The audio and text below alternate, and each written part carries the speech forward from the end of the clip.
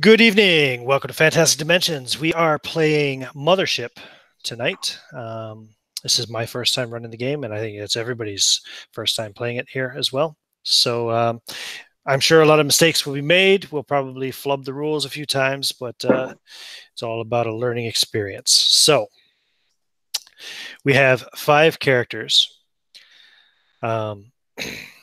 which I'll let you guys introduce in a moment. But essentially, you're all in cryo sleep during hyperspace travel aboard your military troop transport, the Squall. Of course, in this setting, whenever a ship is traveling through the warp, all humans have to be in cryo sleep because it wrecks their sanity to be conscious aboard a ship that's moving through the warp. It destroys humans. So, as such, there is an android aboard at least one android aboard every hyperspace capable vessel who looks after the ship's operations while the crew sleeps for weeks, sometimes at a time, depending on how far the jump is that's being made, the warp travel. But as of right now, your head is spinning. It hurts. Your stomach is in knots and trying to rise back up through your esophagus and come out of your mouth. And everything is washed in red and blurry and hot. And you realize that you're coming out of cryosleep. There's a sound, a really obnoxious sound. Like at first you might think it's an alarm clock, and then you realize it's an emergency klaxon that's going on ship-wide, some kind of a ship-wide alert. And at that point in time, you will realize that you've been awakened earlier than you probably were meant to, because there must be obviously something wrong with the ship. As the kind of cryo sleep hangover is slowly pounding its way out of your brain, I'll call you guys one by one just so you can tell us who your character is and give us a brief, very quick, just kind of description of what we see when we look at them. So I will start, first of all, with your captain. Merrick, go ahead and tell us about your guy. My character is Captain Marcus Walter Reese. He is a career Marine, and he was, this is his first command. You know, something nice and simple. Get his feet wet. He's a tall guy. Seems a little pudgy, but he's pretty dexterous for his size. And pale blonde hair. Just determined and no nonsense. No nonsense, Captain Reese. Nonsense. That's his nickname. All right, Caius. You are muted. Struggling out of bed, the first thing that Sergeant Jesse McNabb does is reach out for his gun and start stripping it down to reassemble it, so he knows everything's in working order. He's a big, burly, red-headed man with tattoos covering his body all the way down to his ankles, and he's scratching whilst he's efficiently going through his routine. It's something he's done so many times that he doesn't need to think about it, and it helps him sort of re-establish where he is and who he is. Excellent. And let's go to Juve next. A big, burly, 6 foot tall black guy, bald-headed, with total my computer just went crazy. Okay, you're still with us. We can hear you. Okay. But 6 foot tall, bald-headed, wakes up, gives cryotube, picks up one of his stogies out of his locker, lights it up, sits down, and starts brewing coffee. Nice. Shipwide emergency, and Sergeant Riggs has got the coffee. Tony. Coming out of his cryo chamber is a very small man, about 5'7", very small build. Appears to probably be in his late 20s, maybe. He's got a very thick and full beard and mustache. He's always wearing some type of do-rag on his head to cover his very thinning hair at his age. He doesn't want people to see that, so he's always got it covered. He wakes up out of his cryo chamber and gets his wits about him, and he hears the beacon going off, the warning, and he thinks to himself, well, I guess it's going to be me or Boomer get there first, or I think I'm going to try to let him get to this one first. I don't want to know what's going on. Now, I am playing Chad Greenleaf, the Teamster. Excellent. All right. And Philip? As Boomer comes to with the headache and the migraine, realizing what's going on, he instantly thinks to himself, going through the list of who he pissed off to get put on this mission. It's like, can't anything ever go right? And starts to head towards the kitchen to get a shot of whiskey before he heads off to figure out what's going on.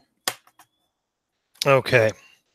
And a voice will come out over the shipwide intercom. And it's the voice of your android, Elliot, who was left in care of the ship while you were all sleeping. He says, Captain Reese, would you please report to the bridge? All right, I'll pick up my firearm. All right, gentlemen, get a lay of the land. I'll go see what this bucket of bolts wants. Head off to the bridge. Go ahead and give me an intellect roll as well, if you would, please, as you're doing so. I failed. Okay. Yeah, no problem. I tell the captain, yeah, coffee be ready when you get back. Good man. The rest of you guys can make intellect rolls as well.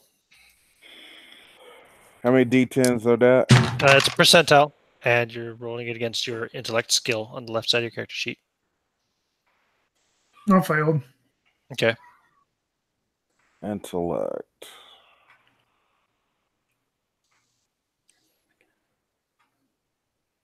Okay. And do I need to roll above or below 30? You want to roll equal to or below.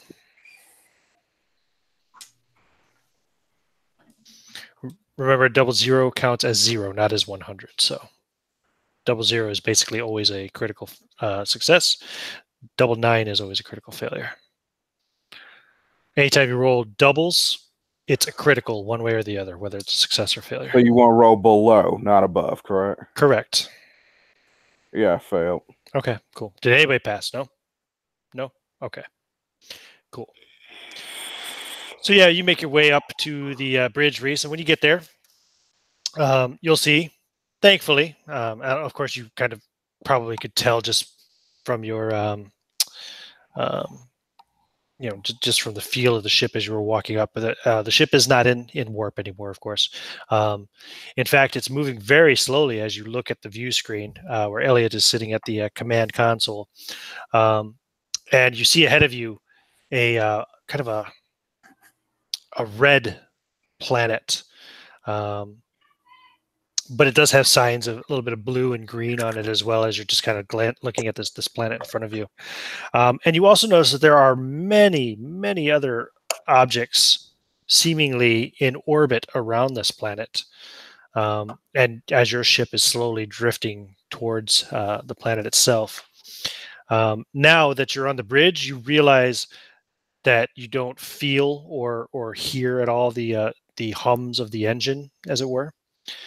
So it seems that you're drifting.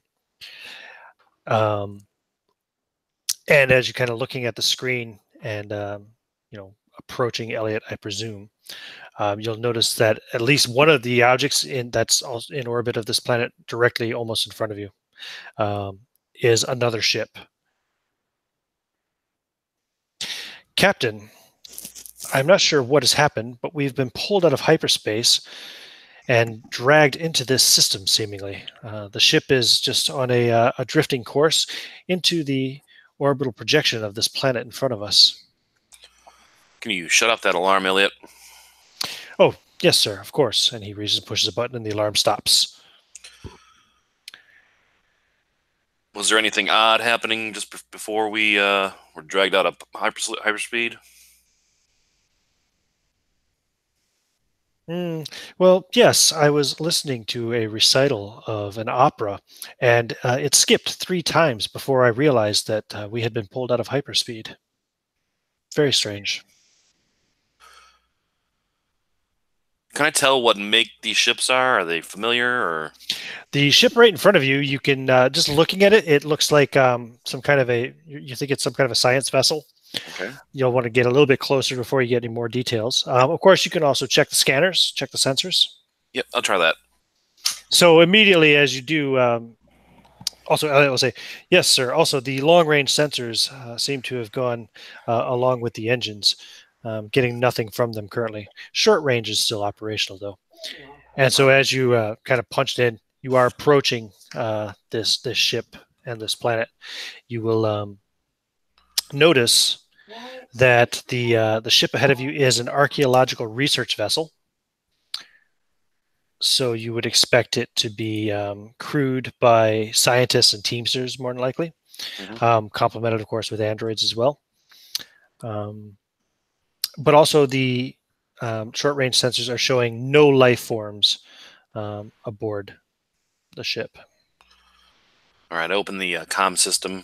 It's running on a low power cycle, and its engines are offline. All right. I open up comms to the ship and I say, all right, gentlemen, it appears we've been pulled out of hyperspace. We have no engines, no long-range scanners, and there's a heck of a lot of clutter up here.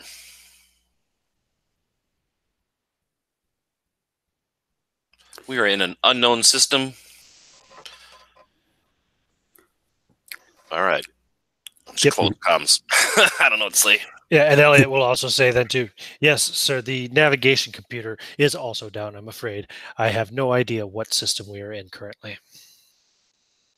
Can you try to open a hail and see if any of these vessels reply to us? He pushes a couple of buttons and says, I am sending out a general contact hail now to all vessels in orbit of the planet within short-range sensor range.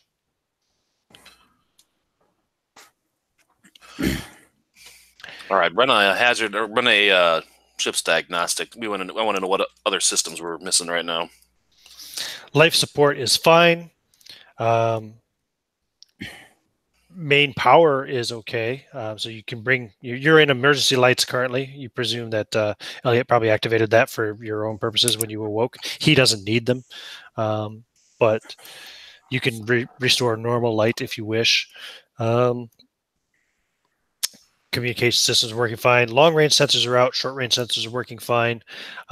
Engines are currently offline. It's going to need somebody to go down to the engine room, to engineering, to do a hard, basically, restart for them. All right. Weapons are online and seemingly operational. Okay. I can't think of what other systems there'd be. That's the stuff that comes to mind right away. If you think of something else, let me know. But I'll tell you if it's working or not. All right. All right, we open comms. Chad and Boomer, can you head down to engineering, see if you can't get the engines restarted? I'm going to restore normal lighting now. Sergeant McNabb and Riggs, if you could just do a quick patrol of the ship and see if we have any situations that need to be taken care of. When Chad, I'm sorry? When Chad hears that call, he was walking pretty slowly when the alarm was going off, but hearing that, he about faces and turns and speeds up his walk just a little bit to hopefully get to engineering first. Okay. I take my shot and go. Oh, and alarms. Go to my locker. Okay. Go to my locker, get my tool belt, that kind of thing. Cool. What did you say, Merrick? I was just saying alarms are off and normal lights have been restored. Correct. Yes. Yep. So lights are coming on, proper lights now. It's no longer the red emergency lighting. Why are emergency lights always red? I just think it looks cool. It's Riggs, so that coffee is it doesn't almost affect done. your, it's so it doesn't affect your night vision and whatnot, Oh, interesting. and it's Okay. less visible too, for like from a distance. Sounds good. Your coffee's almost done brewing, Riggs. When you get the order to patrol the ship, you and McNabb both. I'm just guessing about the red light thing, but it sounds good to me. Yeah, it sounded good to me too. I figured you were guessing, but it sounds legit. Oh, did we lose Caius again? We did. Okay. Well, hopefully he'll be back shortly. Okay. So Elliot. while they're doing their thing, Elliot will look again and say, "I'm sorry, sir, but no one is responding to any of our hails. All right, we'll keep it on a. I believe these ships all to be derelict." Keep it on a 10-minute cycle, and then set up an alert in case anybody calls us back. And in the meantime, if you can check diagnostics on the remaining cryo chambers, make sure everyone else is sleeping tight. Yes, all other crew members are currently in stable condition in their cryo tubes. I only woke the senior staff, given the circumstances. Would you like me to wake the rest up? No, let them sleep for now. Very well, sir.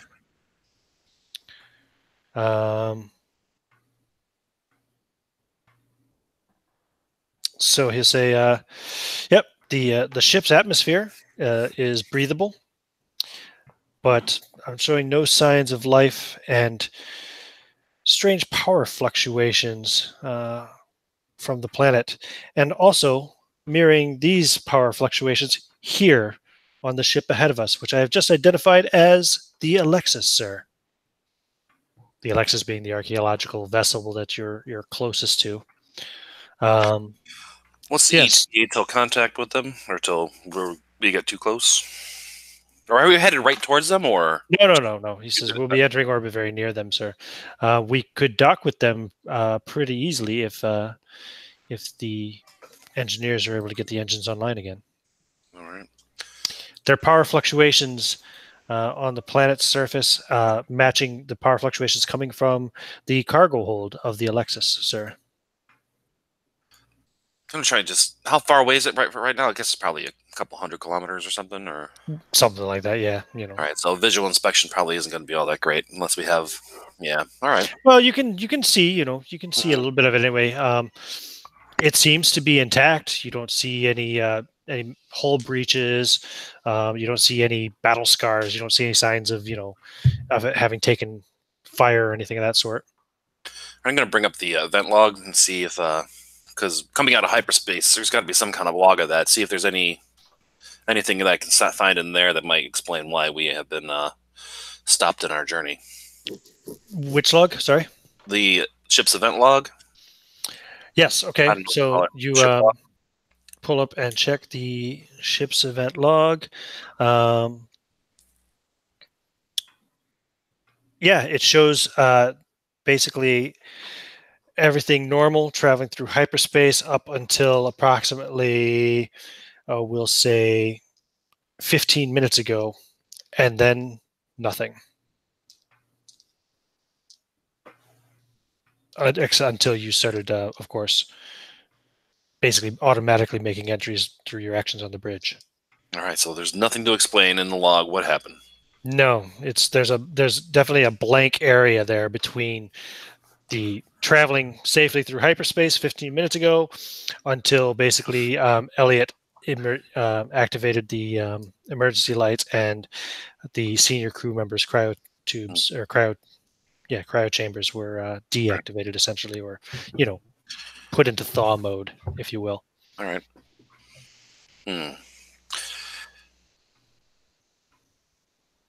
All right. Elliot sees what you're doing and says, "Well, that's very strange, sir." Yes, it is. my estimation, based on the amount of time it's been since I woke you and the last known entry on that list, is that there is a deviation of approximately 47 seconds in the log time, sir. 47 seconds of dead space, if you will pardon the pun, sir. Just ignore that. And he puts on this really artificial grin, trying to smile. Mhm. Realizing that you ignore it, he wipes the grin off his face, literally. So do I see anything at this point as I'm going down the hallway, doing my patrol as instructed? Yeah, no, there's no issues. You probably start off at the cryotubes and check all the other cryotubes are working as per normal. So Then I will. as you're kind of patrolling, you don't see anything out of the usual. Then I will turn around, head back, sit my ass down with my cup of coffee, and say, "Done the patrol. Ain't nothing going on. Y'all figure out what the hell happened yet, so I can go back to sleep." Not yet, Sergeant. Thank you. Just sit tight. That's fine. I can do that. In main engineering, when you guys get there, you'll find that everything seems to be normal. You don't see any signs of any kind of explosion or power surges or anything of that sort. Of course, the engines are currently shut down, so you'll have to do a quick cold start on those, but it's easy for you to do. It can be done by one of you, although it'll probably be easier and more efficient for you both to do it together. Well, before doing the quick start, I would check the logs as well to discover what he yeah, found. so you will find the same thing. There's a 47-second missing gap from traveling at hyperspace. Everything, all systems normal. Then 47 seconds later, there is the alarm going off and the android basically deactivating the 5 of your cryotubes.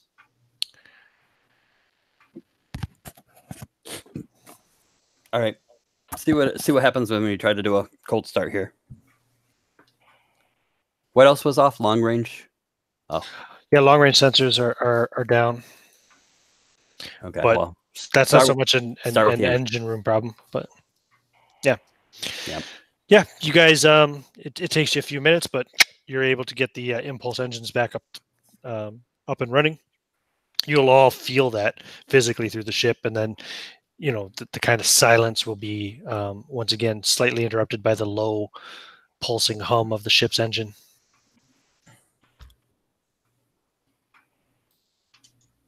Check the hyperdrive systems, see if there's some kind of fault in them. Run diagnostics.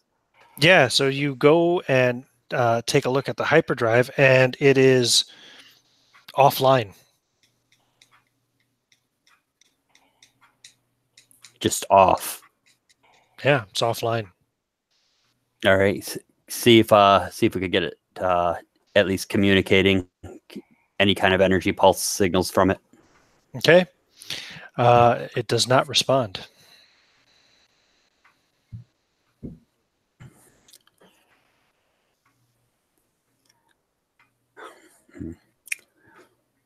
Does it look like basically like the computers are just dead, power supply won't boot kind of thing? Like nothing responding, right? Nope, it's no response at all. It seems like, although you don't see anything physically wrong with it, looking at it, it looks like a, I wouldn't say a brand new hyperdrive, but I mean, it looks like a perfectly functional hyperdrive in its prime. But there are no responses. You try to restart it, nothing happens. It just seems to be dead. It's fried or something. No physical signs of it being fried, but yeah. Yeah. Well, just try to trace the power where it should go in and start figuring out anything there. But I mean, I'm not like a specific engineer or anything, but I know electricity. Follow the trail. Well, both of you guys can work on it together, and I mean, it just doesn't seem to be. There's just absolutely no charge in it. It's almost as if it were like just completely drained. You know how like a car battery, Right, we're out of fuel. when it runs out of juice, you can, to a certain extent, you can kind of jump start it or recharge it, but at certain points, when it gets to a certain point, it just won't take anything anymore. That seems to be the situation with this hyperdrive. It is not functioning. What kind of warranty did we get on I'll this report one, that Boomer? back. Mm-hmm. I'm pretty sure it was the 1 year standard. Seems to be about 1 year too. Look at that date right there. I don't think the captain's going to like this news. Yeah, I don't think so seems either. Seems like we're stuck here unless we can find another hyperdrive. Maybe we could find the chief engineer.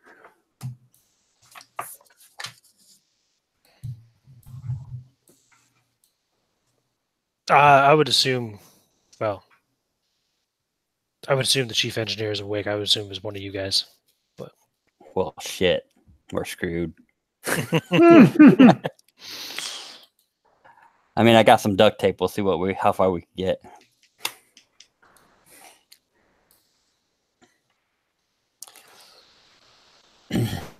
yeah, so do you want to radio the bridge? Tell the captain? Radio, you know what I mean? Yes. I did indicate that. Then do it.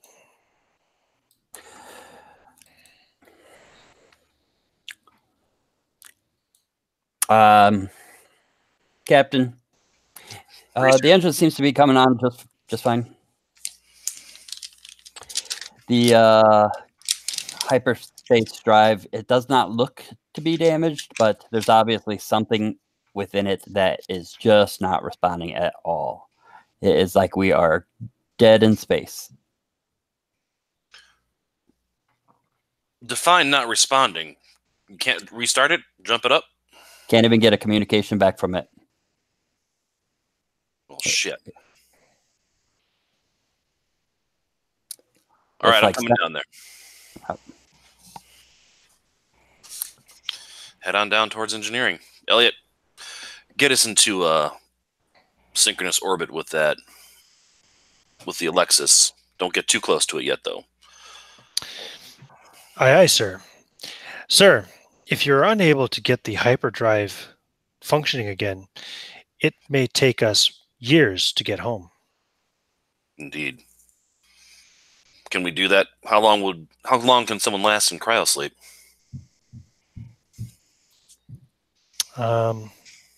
Well, probably longer. Well, at least until we run out of fuel, sir. We do not currently have enough fuel, of course, to make a journey of many years on impulse. I see. With a full hold, we could probably make it for perhaps a year. All right. Might be enough time to find another source of fuel. Or perhaps not. Well, we'll just have to think about that if we can't find another hyperdrive. I suppose it's all a moot point, sir, unless we can get the navigation computer operational again. Indeed. You have the bridge, Elliot. Call me if anything happens. I'm going to engineering. Head on down there.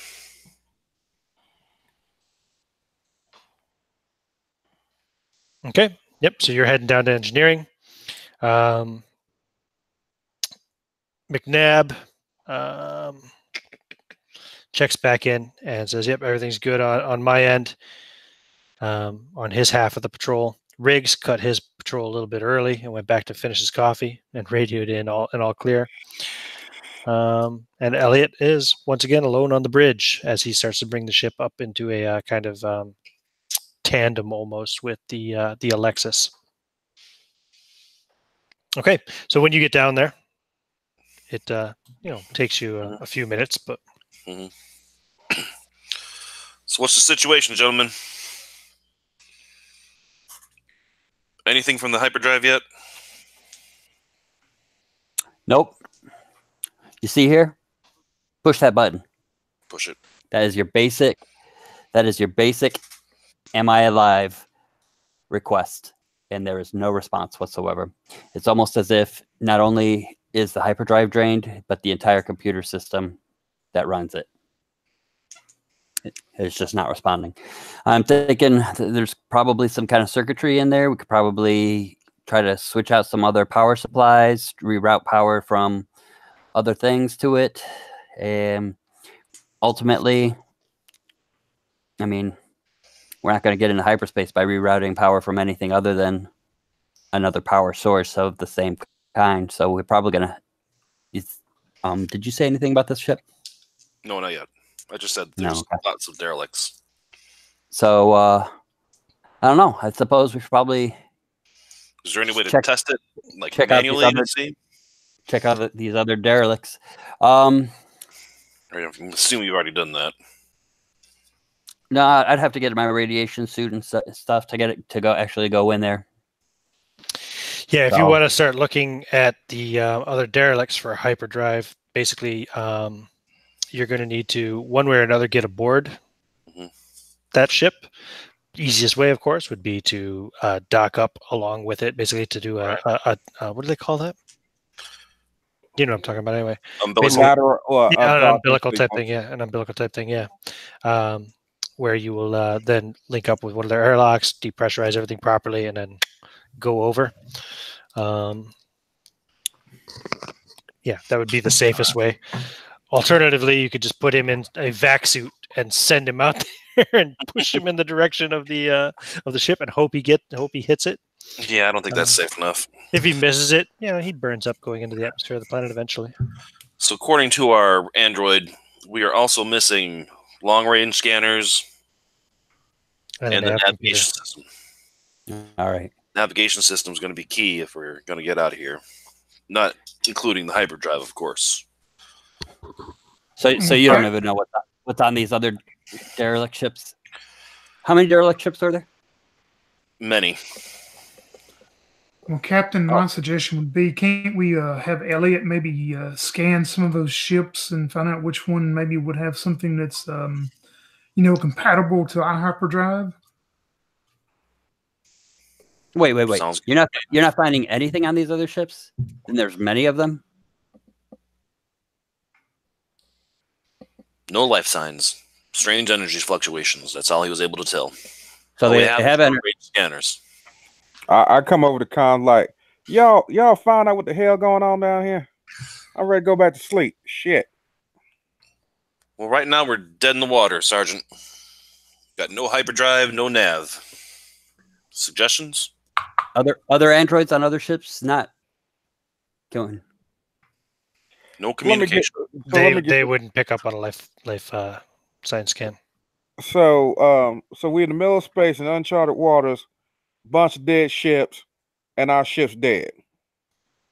That's not dead yet. Everybody make a fear save. Since Sergeant Riggs put it so eloquently. How do you do that? Roll a percentile and compare it to your fear save on your character sheet. Fear save. I failed. Me too. Saves are on the right side near the top where you picked your class. I passed. Everybody who failed, add 1 point of stress. Did anybody roll doubles? No. Nope. No? Okay. Where is stress at? Oh, I see. Top left. Top left starts at 2, so you should now be at 3 if you failed. Yeah, but you made yours, didn't you? I did. Yeah, you passed. You don't gain any stress. Not readable or readable on that. Okay. Okay. So anyway, apologies for interruption for mechanical purposes, but yes, you're dead in the water, I think is what you said, right? Juve, what was it you said exactly? Dead in water. Dead in space. I said dead in space. Yeah, the dead in space. So I need to roll D100, you said? Yeah, percentile, correct. Okay. D100. 0 to 99. And I need to be 25 or above, correct? Or lower. Equal to or lower. 25 is your fear save?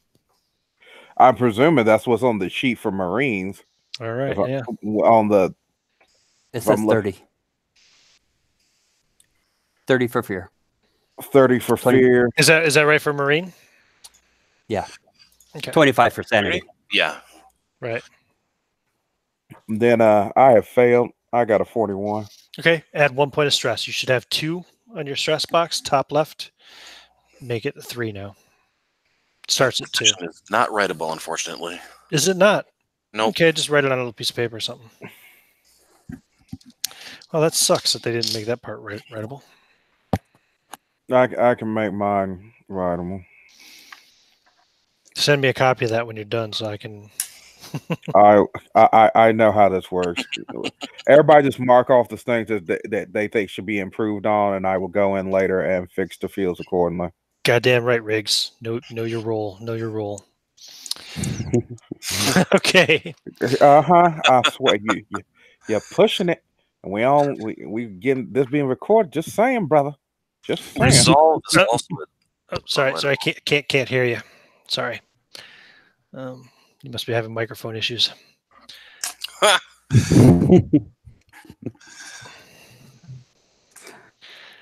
Okay. So, gentlemen, I think we need to have a powwow. Let's everybody gather in the mess. Okay. Yep. Besides, I want a cup of coffee. Gather up in the galley. Yep. It's real close to where the cryo chambers are. Cryo station is. No problem. Pour myself a cup of Riggs Best. Okay. And patch Elliot in too, in case he has anything he wants to say. So here's the situation, guys. We are in the middle of nowhere. We have no navigation, no long-range scanners. Communications have come back with nothing. We are in a alien system with a planet showing strange energy fluctuations, surrounded by derelict spaceships. So far, we've not found any signs of life on any of the ships around us. The closest one here, I'm going to show it on the screen thing I guess we would have in there. Yeah. This is the Alexus. It's an archaeology vessel, I guess. Yeah, an archaeological research vessel. Archaeological research vessel. Again, no signs of life, but there appears to be simultaneous energy fluctuations coming from its cargo area that match the planet's surface. We have no hyperdrive, and that is where we're sitting right now.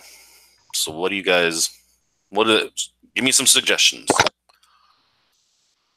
Hey, I got a question, Ian. As far as, would we have any knowledge or anything to know that if there's any way to scan these derelict ships to see if any of them would have matched the like our hyperdrive, if we know any of them would be the same as we have?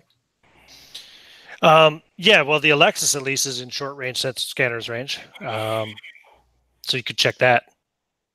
So, just quick question. So, if I understand how you just explained this to me, the energy sign from the planet is the same as the cargo hold.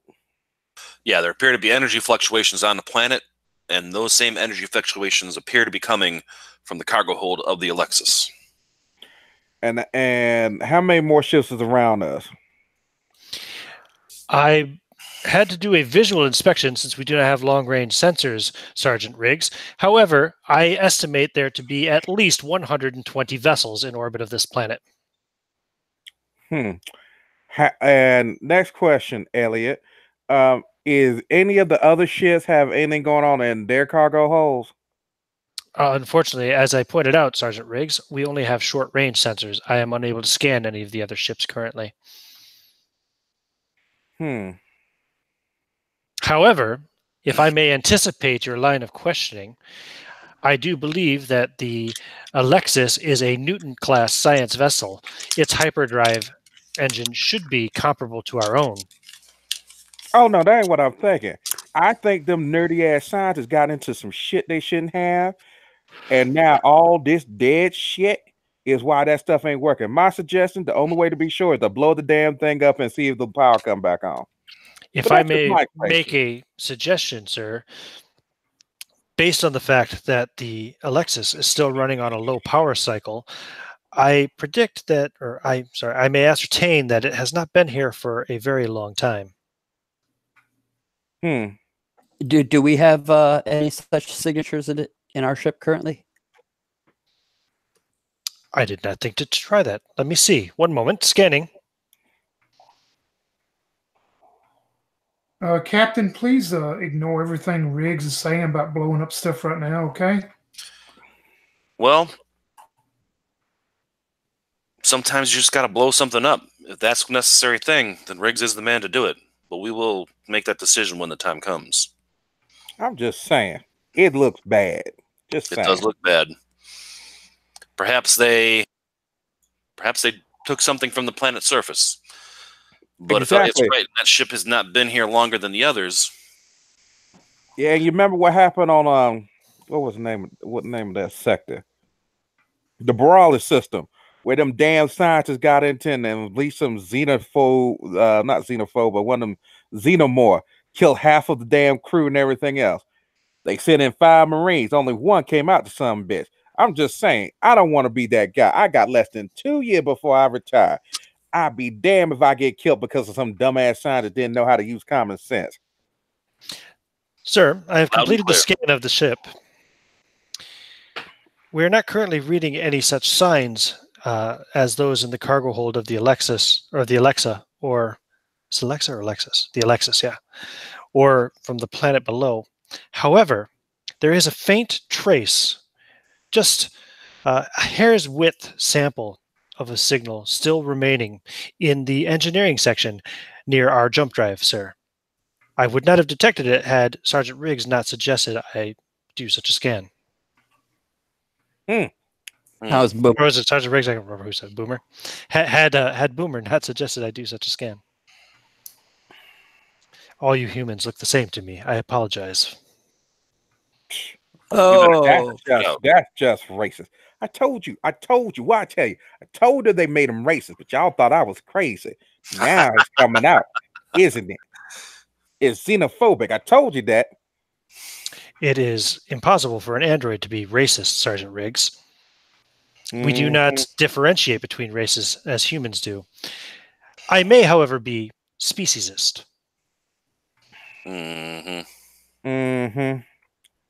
I take another sip of my coffee. Like, do not worry. One of the protocols programmed into every android is the protocol to never do harm to a human being. Yeah, we'll see how that goes. is this signature possibly a remote drain of our energy supply? Hypothesizing. It is possible. That may be why there is a trace signal remaining. It is possible that the signal coming from the hold within the Alexus is some kind of a device that is designed to drain power from the jump drive of our ship. That may be why we cannot reboot it, as it were. We're going to have to go and check that out, aren't we? Son of a bitch. Or you could blow it up. Yeah. We're not going to blow it up quite I yet. would caution such a course of action, especially while we're in such proximity to the Alexus, of course. But also, it is possible, the Alexus having been here for a relatively short period of time, still having power, it is possible the Alexus may have the only working hyperdrive in this star system currently. Son of a bitch. Well, Captain, I think the best course of action, I guess, would be send me and Boomer and Riggs to protect us, and we'll go see if we can salvage that hyperdrive. Okay, hold on. Can't we just go where the energy drain is, find out what's causing that problem, and fix what's on our ship before we go to some strange alien ship and deal with some possible alien craziness? I'm just saying, can we not Yeah. Let's do a visual inspection first, then. Elliot, can you maneuver the Squall to get a look at the cargo area of the Alexus? Get a visual on it? Of course, sir. Is there a way to disconnect the signature that's communicating with our ship? There's nothing communicating with us. You should. Someone should go down there though and check the area of the hyperdrive to see if there's any sort of physical reason for that energy signature that was detected. I'm headed up. All right. Yeah, take Elliot with me.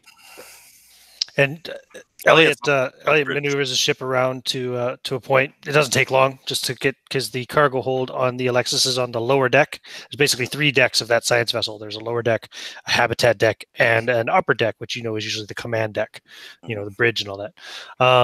So he kind of maneuvers around to the lower deck. Would be nice and easily visible, and everything looks normal. There is a large airlock there that's possible to link up with on the cargo bay. Alternatively, there is another airlock on the dorsal portion of the ship, which should link up with the. Let's double check something here. Where would that link up with? External. Well, it's actually. I'm going to say it is not a dorsal. I'm going to say. I'm not sure why they made that difference. Basically, the cargo airlock is a large airlock on the right-hand side of the ship, if you want to think of that, the starboard side of the ship. And on the port side of the ship, also on the lower deck, there is another smaller airlock, because there's no representation of a dorsal airlock on this map. So I'm going to go with what I see on the map in front of me. All right. And not what the text said.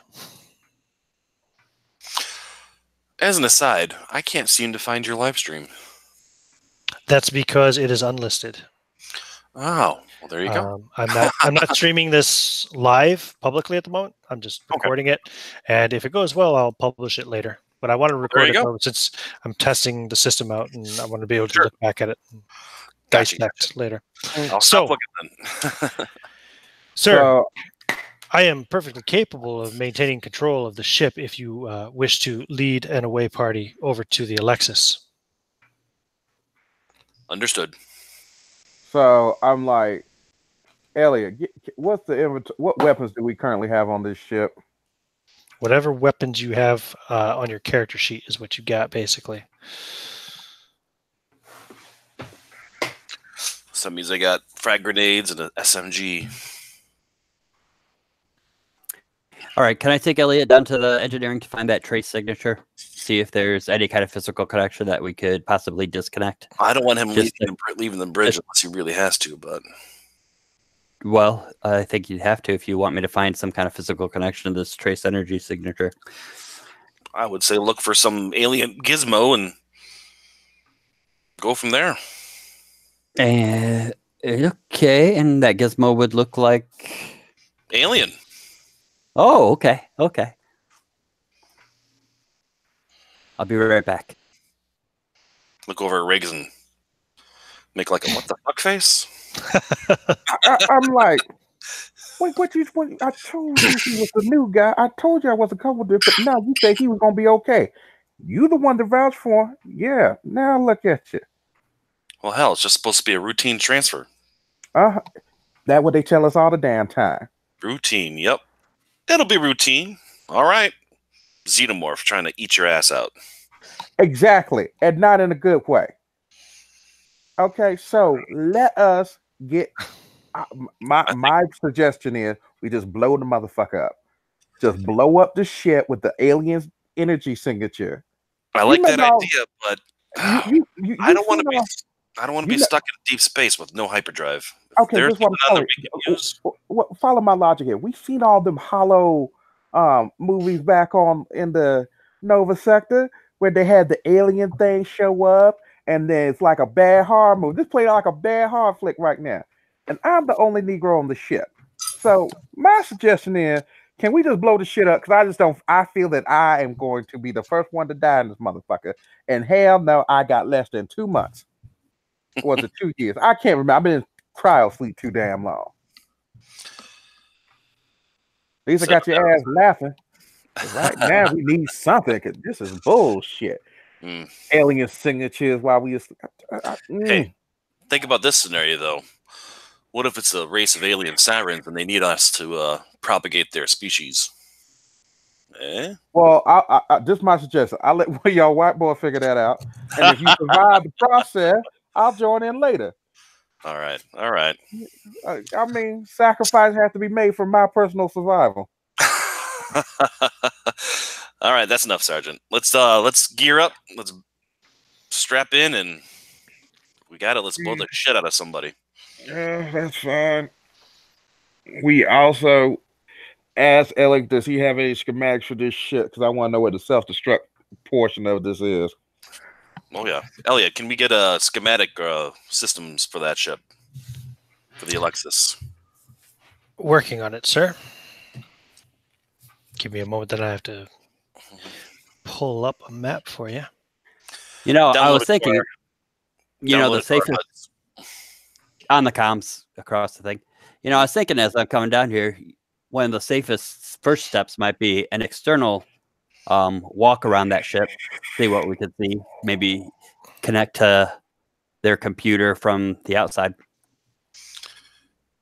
Is it possible to establish an external connection? We don't have communications. No, I've got mag boots and a vac suit. You know, both me and what's my buddy's name? Chad. Me and Chad could basically hop along the outside of that ship, see if we could find a external communication port to run a diagnostics, see what they can find out of that. So let me get this straight. Never mind. Yeah, you go with that plan.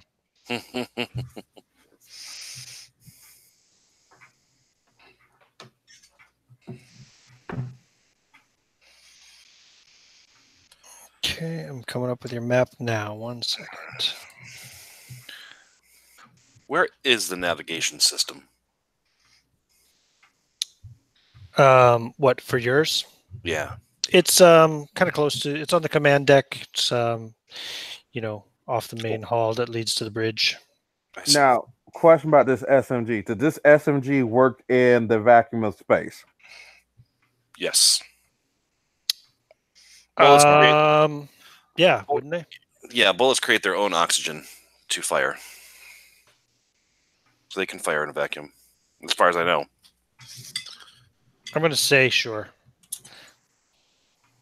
All right, cool. I talk to the command. I'm like, you want me to go ahead and get myself ready in case they get themselves in trouble out in the airlock once they do this moonwalk. Here it is. It says, fires can't burn in the oxygen-free vacuum of space, but bullets can shoot. Modern ammunition contains its own oxidizer, a chemical that would trigger the explosion of the gunpowder and thus the firing of the bullet wherever you are in the universe. No atmospheric oxygen required. Cool. Mm-hmm. So I tell the command, you want me to get suited up in case they get themselves in trouble when they do this air walk? I think we'll just, There's your map. turn my phone down. Ignore the main details of the map. Just think of it as a room. Right. Spec.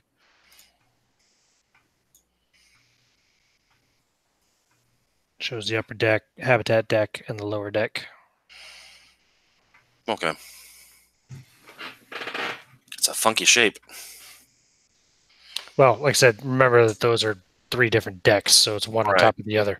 You can see actually where the there's one hatch that goes between the 3 decks. You can see where they actually attach based on the line that's drawn. Ah, I see. Yeah. Okay. All right. It's kind of a weird map, I know, but working with what we got here. Well, let's see if they got an external connection first before we start. Okay, so what are they going to try to do? I was working up that map for you when you guys. Is there a way to make a connection, like attach like a data cable between our ship and their ship, without going inside it to try and access their computers? No. No. Okay, so we can only do that from inside. Yes. All right. Well, that's a ship security measure, so that other people can't just come by and just steal information from ships they're passing by and such. You know. makes sense. No, in order to get information from that ship, you're going to have to go aboard that ship. All right. Well, that shoots that idea in the knee. That was a Philip idea, wasn't it? Yes. Sounds like a Philip idea. Good try. Good try. He wanted to do a spacewalk. Yeah, fair enough. All right. Like it. I guess let's start prepping the umbilical so we can. Any Tap. alien signature detected? Faint alien-looking thing in the hyperdrive area. What do you mean? Is there any kind of object in there? I that was signal? I was sent to look for anything alien. Oh, no, nothing. So, Like you said, it was just like an energy trace, oh, okay. similar to the traces, the much stronger energy fluctuations that were coming from the cargo bay area of the Derelict, of the Alexus. All right. Mhm. Well, let's start prepping the umbilical so we can make a sojourn over there. Son of a. Yep, get my weapon. And now that we're closer, can we get more information since we have short range scanners only? Right, Elliot. Yeah, Elliot. See if you can't do another scan of the ship and start maneuvering us into a position so we can dock with it. Yes, sir. What are you looking for? What kind of information? Any changes since the first scan? No, same. Just Nothing all the changed. same stuff. Mhm. All right. No. How would you be able to tell if there was any robotic entities like androids moving around or operating on that ship? I mean, every ship has its android, right? Of course. What happened sir. to this one? I do not know. They're not responding to any hails if they are aboard and functional and operational. Scanning for an android is the same as scanning for any machine. There are many operating machines aboard that ship. One must assume that most of them are not androids. Did you directly request a response from any android aboard the ship already? Of course. I would imagine so. Did we? Did you? Well, it's standard protocol, sir, for them to respond such. Right. Boomer, Chad, before we link up with that ship, could you guys take a look at the long-range scanners and the nav systems to see what might be keeping them knocked out? If there's some kind of a virus, I'd rather not. You know what I mean. Expose us to any other further infection. I know what you mean. So you're going to... I shut off the cops. I have no idea what this guy fucking means. Yeah. You want to check on the nav computers, see what's wrong with it? Yeah, I think we should check those first before we link up with any other ships. Sure. Yeah, I'll go checking over. it? I'll figure out, check that. You? Sure, both of us. Do you have any? I suppose. Do you have any skill do? Do you have any skill that would apply to it? Nope. No. Does vehicle saying. specialization, does that work? Vehicle specialization? What kind of vehicle are you specialized in? Ooh, I don't know. That's all it says. Well, let's see. It actually says in the book about the skills. Where that is, I'm not entirely sure. I keep trying to tell him that he needs to wake up somebody that has actual skills in computers and such. But he's like, no, it's got to be you. No. Vehicle I'm just here to fix and patch it. Let me see. Is that an expert skill? Right. Specific. Yep. So it goes to a specific vehicle class. What is that attached to on the character sheet? Mechanical repair is what I put it through. Yeah. Do you want to do Starship as your vehicle class specialization? Sure. There you go. So just write. Well, you're not writing actually. Sorry, you can't. But yeah, okay. So vehicle specialization Starship is yours. We'll keep note of that. So yeah. So you probably want to make the roll then. So what's that? Plus 15% for special for that level of skill, right? Yeah. Expert skill. And what's your intellect? 37. So 37 plus 15 is 52. And you have Boomer giving you assistance, so you can roll with advantage. So roll it twice and take the better of the two rolls. Alrighty.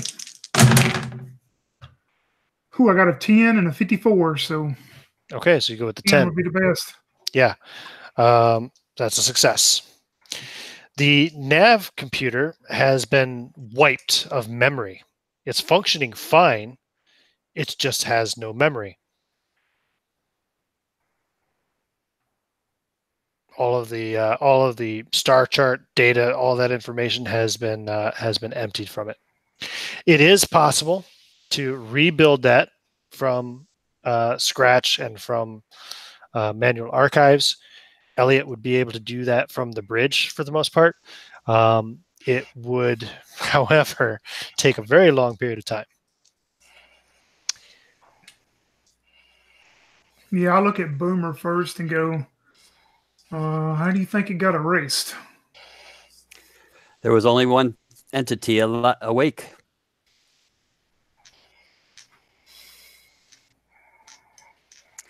Why are I you don't know. looking at Maybe, me like that, sir? Sorry. maybe we should reboot that android. Oh,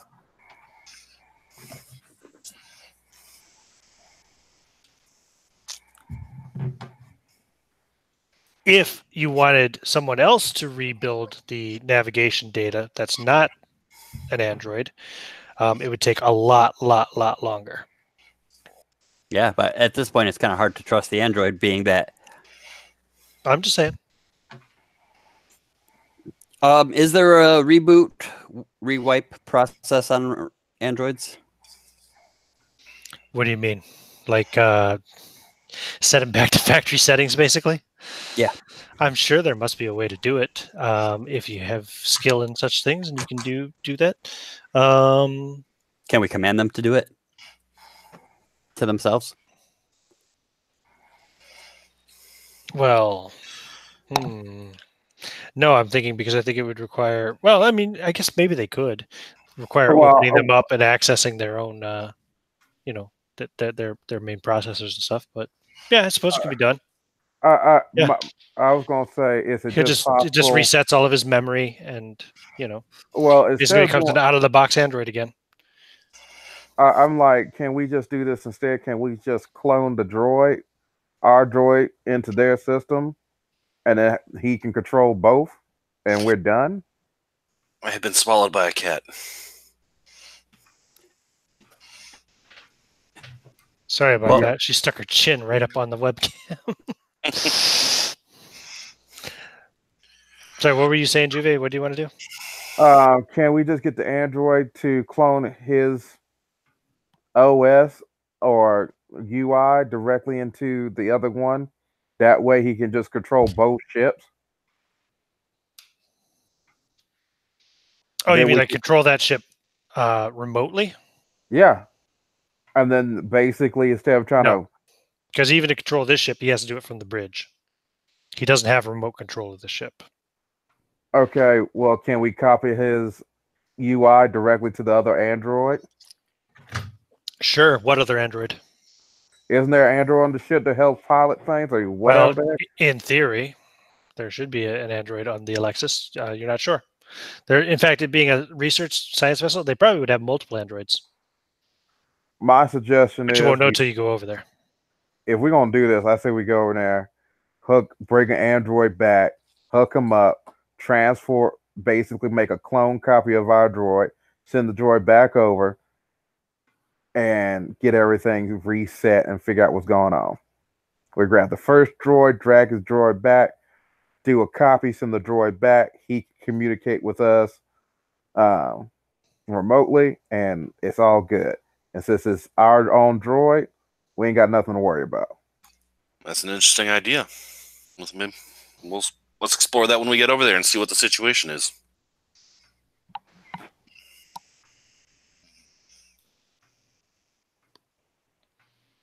Okay.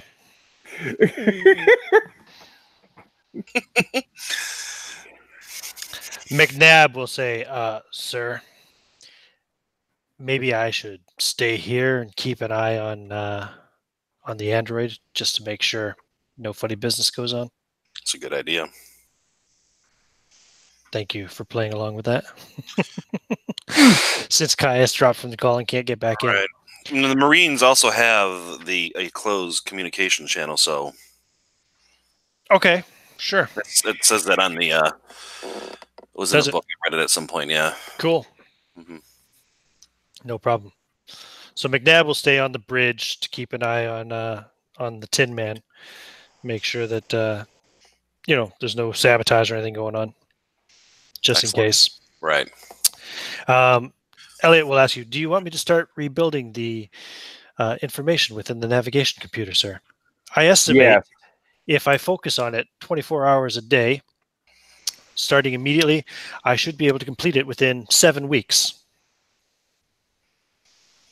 Can you just rebuild relevant sections, i.e., to the closest starbase? Well, Yes. first Yes, depending on the distance from that, I will have to start from this location and work my way out. But I do not know where this location is. I will have to start with Earth as a center location and begin to work my way out until I can locate this particular star system. It is impossible for me to determine. It may take anywhere from 1 day to 7 weeks to complete. All right. Might well have them started now. We got plenty. We're good on oxygen for the next year, right? You don't have enough fuel to. Well, no, you did have enough fuel.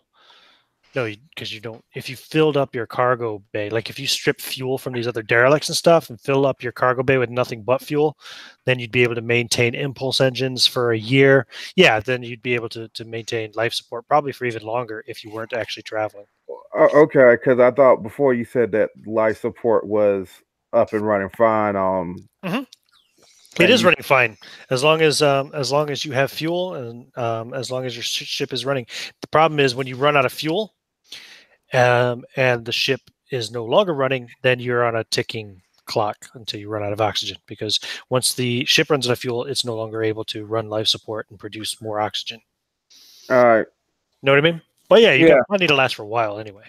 So yeah, 7 weeks. Unless you start going around using your engines a lot to maneuver around the system needlessly, you should have enough to last you probably months at least. So 7 weeks ain't bad. So I'm like, I agree. Go ahead. Might well have them started now. You're also able, I suppose, too, based on the information that still remains in the databanks, knowing that you were on a 3-week hyperspace travel back to Earth originally, and this interruption occurred 5 days into your journey. So it's estimated that you should be approximately 16 days at maximum hyperspeed from Earth. So that'll help also.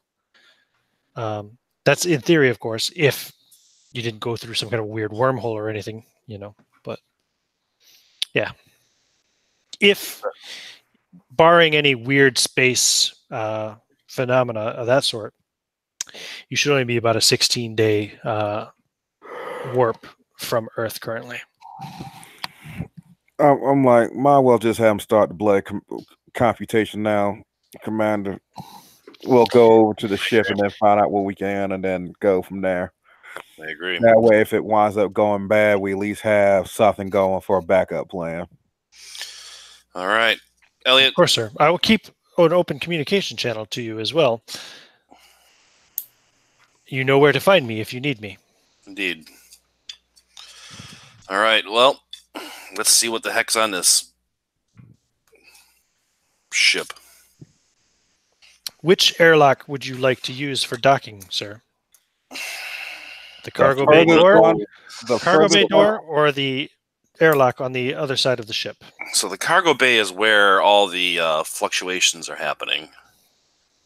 Do you want to go right to the right into the heart of the matter, or do we want to go through the rest of the ship first? Let's think about this. Oh God! You know what? If there is a problem in the cargo bay directly, of course, by you'll be linking right up to it umbilically to your own ship. That is Just true. a thought. I would say we will go to the opposite side and work our way through. Perhaps we can locate the androids on that other ship. I'd rather not open the doors and immediately be beset with whatever that signature is. And I tell the android, if something goes wrong, cut the umbilical cord ASAP, and then wait for the commander's command to say to destroy the ship. I don't care if we're on it or not. We cannot have ourselves compromised. That is true. Oh, what the heck? Oh, okay, I'd have to minimize that. Oh, that's screwy. That does not work the way I wanted it to then. Ah, that's bullshit. Bullshit. Boo. Hiss. Okay, sorry, that's not going to work. What I was trying to do.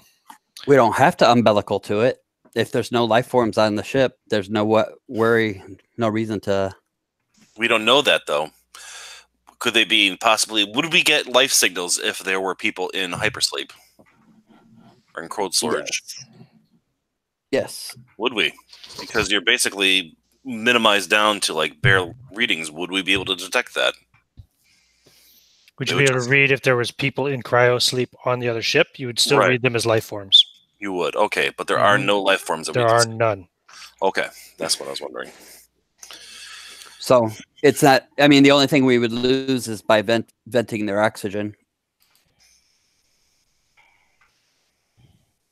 Yeah, like if you vent their oxygen, then you're going to want to go over there in vac suits. Obviously, currently it's running on low power. It has breathable atmosphere. It's life support seems to be working. Their engines are offline, but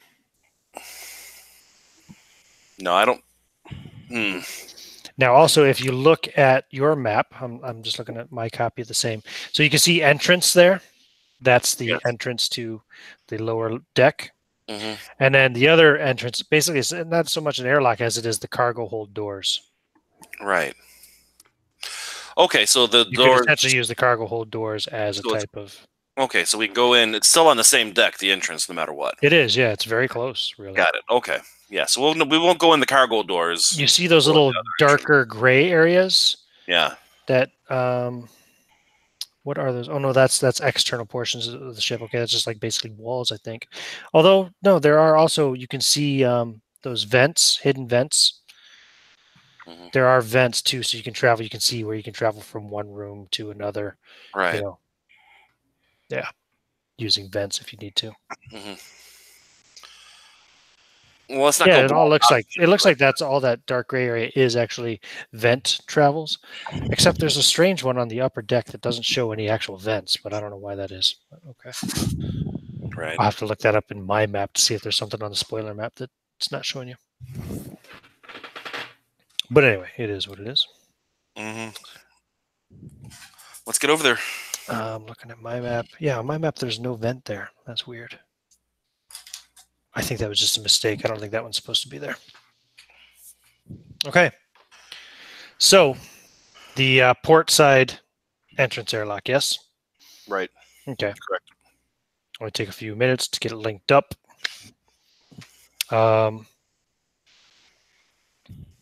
Actually, as it's about to do so, Elliot will say, "Wait, sir," and you'll hear the sound of some kind of an alarm going on the console. Mm-hmm. And Elliot is staring at the console. And as he does so, he suddenly shuts down. Kind of like his head just drops. What the There's hell? a whirring sound. And then he is motionlessly leaning over the console. Son of a bitch. I guess it'll be longer than 7 weeks now. Drag him away from the console. Do you want to check the console, see what the alarm was that was going off on the console? Yeah, it's the energy fluctuations on the cargo hold of the ship. They are spiking massively now. Son of a bitch. If you check then, taking that information, checking against your own engineering section, there's nothing. All right, so it's only on that ship. Yeah. Maybe it's already sucked your. If it is what you were thinking earlier, it doesn't seem to be attacking your hyperdrive anymore anyway. So drag him away from the council, and is there like a locker near here? Lock him in, because in case he comes back online and he's hostile.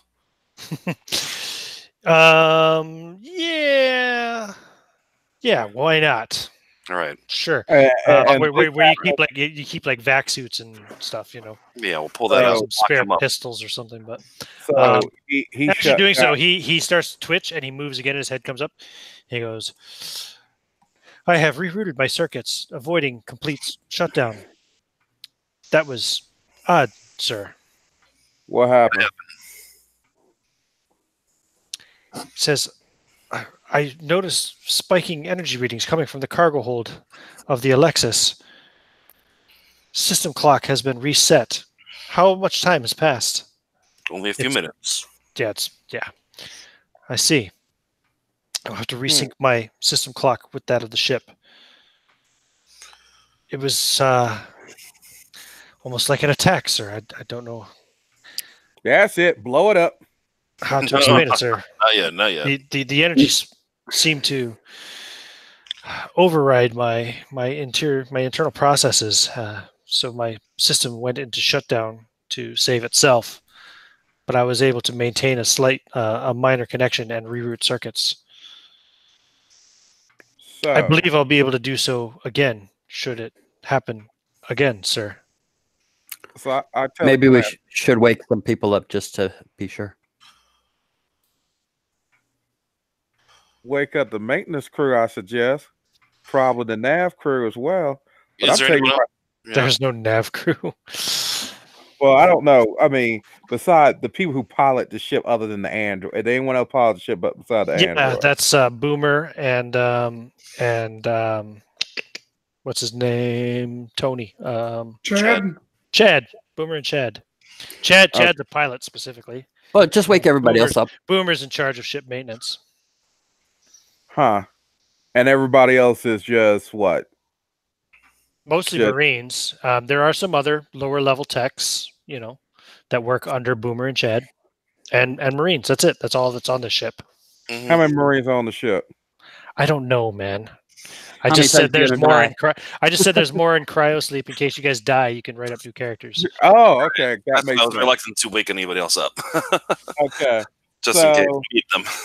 I tell the command, like, you know what? Screw this. Let's just go over there, find out what the hell's going on, or blow it the hell up when we do. All right. Let's move out. Why don't you wake up the other people? They could just be milling about until we die. I'd rather not waste fuel on extra life support for all those other people. While they're in cryo sleep, they're not really using any resources. Well, we're going to need somebody if the robot completely shuts down to get us back over here. Then we can wake them up. McNabb's here. McNabb is here. Who's Nab? Oh, you're leaving Nab behind? McNabb, yes. Yeah, because Caius is out. He's not going to make it back. His internet's gone. Okay. So we're leaving him behind, the pilot. We're leaving him behind to secure the ship. Just to keep an eye on the android and make sure. Yeah. The other thing is, too, if you wake everybody else up, you're going to be using up a lot more energy. Ow! Right. Jesus That's what I said. Christ. Yeah. Sorry, the cat just jumped in my back. The more resources. Well, I was having a big discussion with Chad down in the room about how you can't trust the android. What if he's corrupted? You can see that in the right side. If he's corrupted, well, then that's why McNabb is here. Right. Shouldn't we have a fear check, panic check, sanity, anything? Yeah, sure. Make fear checks on that idea. Everybody who's been made aware of this possibility. It was just me and Chad that I would talk about. Yep. Roll a fear check. Passed. Do I need a roll? Failed. Sorry, you're in the presence of an android, so you're at a disadvantage to roll it twice and take the worst result. Haha. Is that for me? No, just McNabb and Chad. Philip and That's Chad. a fail, then. Sorry. No, the android was on the ship, on the bridge. He wouldn't come down. Where did you have this conversation? Where were you? We were checking out the nav system. And found Oh, out that okay. it Well, was then right. fine. Whatever. Sorry. That's fine then. You're not at disadvantage. See, Never mind. 10:14 p.m. We could rewind the video. So anybody who passed has no issue. Anybody who failed gains 1 stress. Now,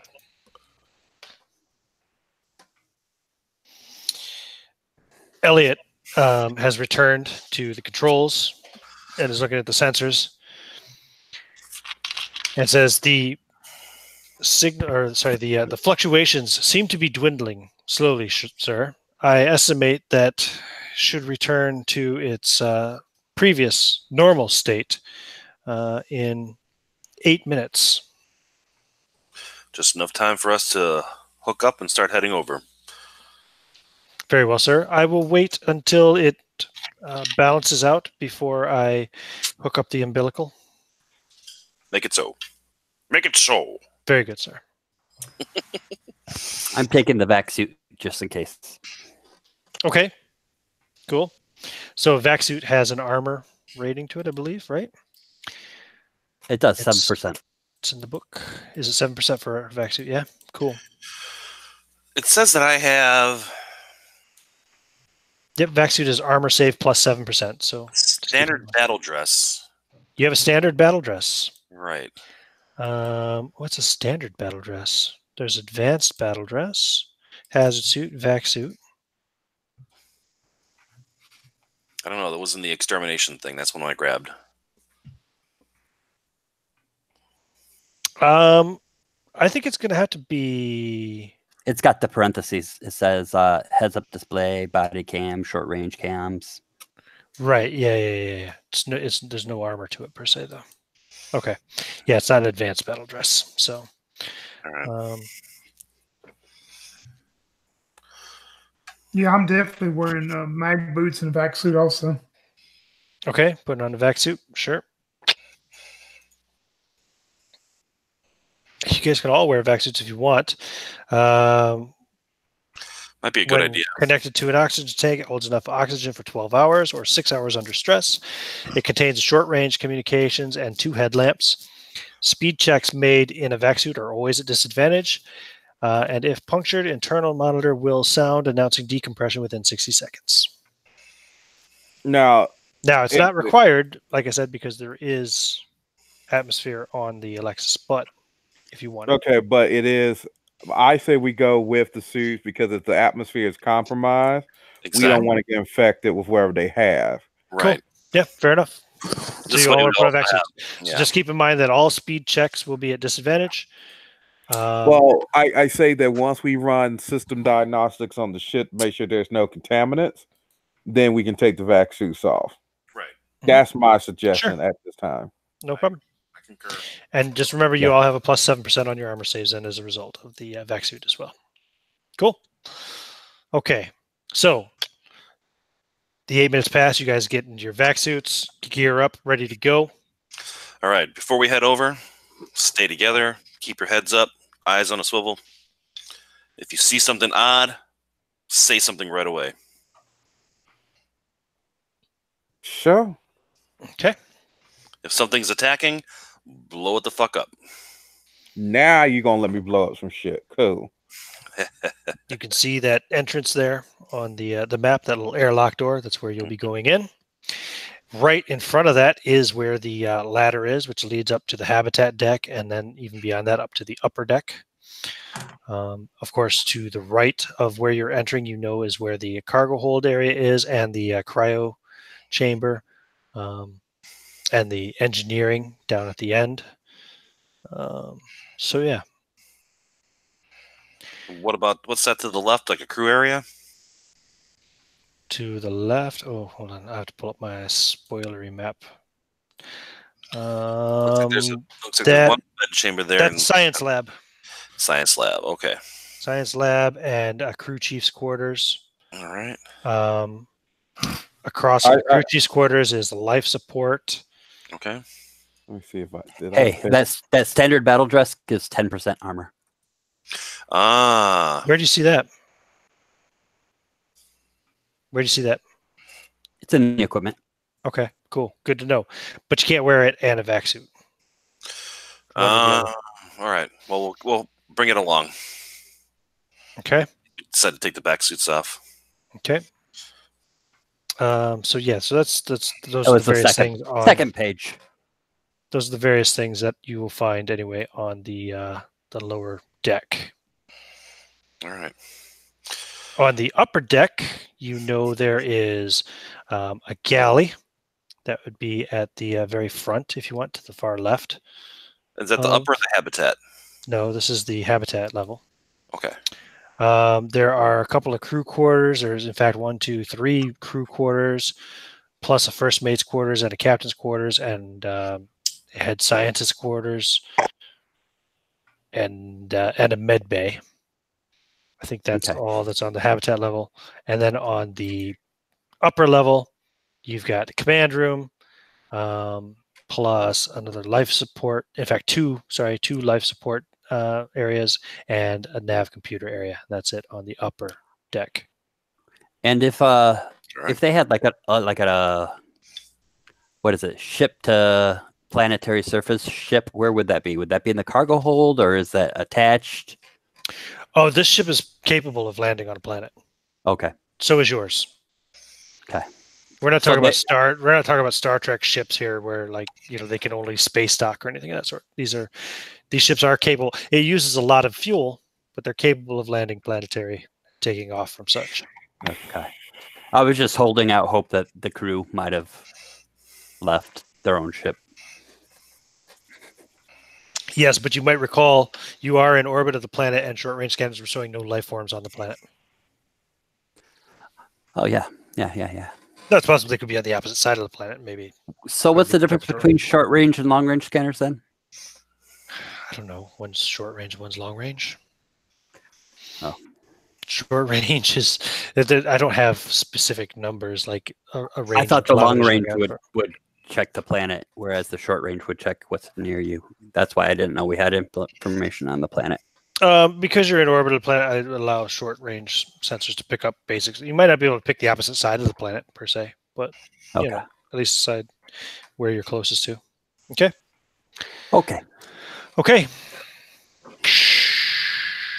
The decompression takes place as the airlock opens.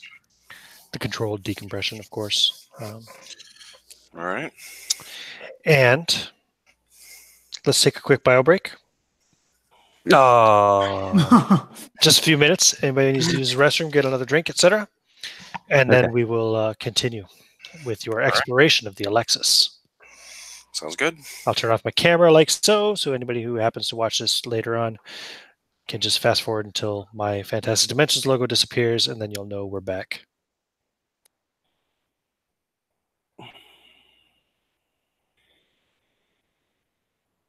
Yeah, I think I might want to use this system for a beta test of a Event Horizon sequel RPG.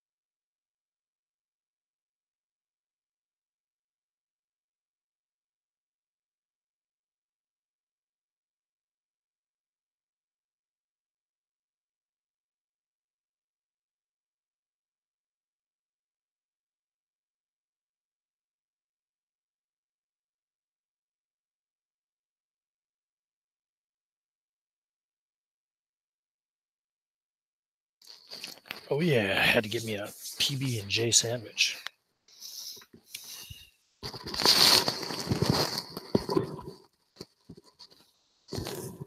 So in the MMO I play, the Champions Online thing, they're doing a event right now called Defenders National Athletics something or other. I forget the actual name of it. What's it called again? Defenders National Training Event. Defenders like the leader of the in-game NPC supergroup with the champions. How is Champions anyway? I really like it. It's got like really amazing character customization. It's an older game, so I mean the graphics aren't great. If you are a free player, then what you can do with your character is kind of limited because you can only play archetypes, which have like a set leveling, power structure, and whatnot. There is the option. There used to be an option to subscribe, and that will let you make freeform characters. You can also buy a lifetime membership, which I did a few years ago when I had an actual really good paying job and money to burn at the time. So I was like, screw it, I'll buy it. Which I'm glad I did because I have never used the archetypes. I make whatever I want. But the customization for the character is like amazing. I've never seen the same. I rarely see characters that look the same twice. And there's just so much you can do. You can make anything from like a tiny little kid to a giant monstrous space shark thing, all with like the same character model that you start with, just because of the way you can customize with stuff. But the thing that's bugging me, this event they're doing, basically starting from today at midnight this morning, 12 a.m. until the 18th, if you can take a character from level 1 and level it to 40, you get a title called Overachiever. Like 8 dance emotes, like basically like an aerobics workout type thing, but it's like 8 different dances and some other stuff for your characters.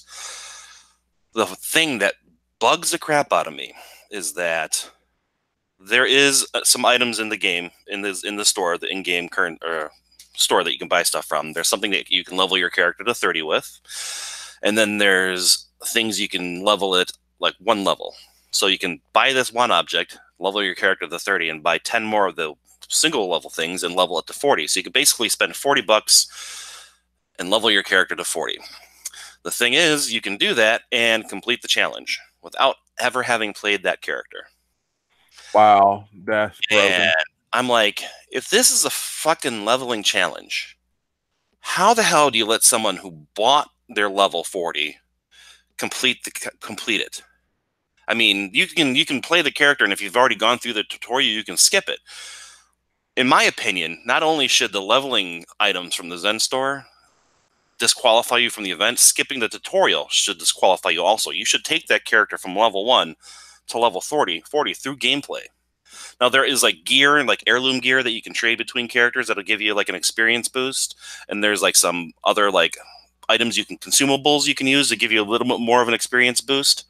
But at most, it's like a 30% boost with the gear and those objects. And then there's an alert thing you can run that gives you an experience boost too. So there's things in game that can give you faster leveling. But just being able to buy your level 40 and complete this event, it's like that's unfair, especially for people who don't have money. So you can either, throw money at the game and get this awesome achievement, or you can actually do it and then feel cheated because someone else threw money at it. But isn't that what they do with all games nowadays anyway? It's all pay to win. But the thing is, they call it a challenge. So there are there's got to be some way that they could filter out when people do stuff like that, like skip levels. I challenge you to give me $40. Because if you're playing the game and you run through the tutorial, right? I challenge you to give me your money. If you run through the tutorial, then like NPC citizens will run up to you and say, "Hey, I heard you ran the simulation at the Ravenswood Academy. Was it really like the Kular invasion?" And you do other missions in game, and they'll run up and say, "Hey, I heard that you beat Menton. Wow, thanks for keeping us all safe from that evil psychopath." So there's triggers that are on your character that know if you've run the tutorial. And then if you buy that level 30 thing, as you're leveling your character, you like unlocks extra builds, which means you can like click like one of the F keys and just change between like setups for where your powers are at or what gear you're using, or even just use it for costume changes. But you don't get those extras. By level 30, you normally have like 4 of them or something. Uh-huh. But if you just level your character, boom, right to 30, you don't get those. You have to actually level it past that to unlock those extra spots. And it clearly says that. So there's got to be some marker on your character that says you've used this boost item. Probably so, yeah. But all right. Well, that was a 5-minute MMO rant. Let's just say that it really pissed the fuck out of me. Yeah. When I found out that it worked. And that's why you joined the Space Marines. Exactly. I'm going to level my character legitimately. I don't know the rest of these people. The Alexus. So, when you walk aboard onto the corridor, as it were, I guess I should bring back up this map again, shouldn't I? Briefly to show you. So, the corridor you come into, obviously, you see, kind of goes around to the left. Can you give me just a minute? I forgot to do something. Okay. Sorry, I'll be right back. It'll be like 2 minutes at most. Sorry. I still have a copy. You had to ask him. You had to ask him about the video game, Juve. I didn't know. I don't believe you. I think you did. Hush, woman.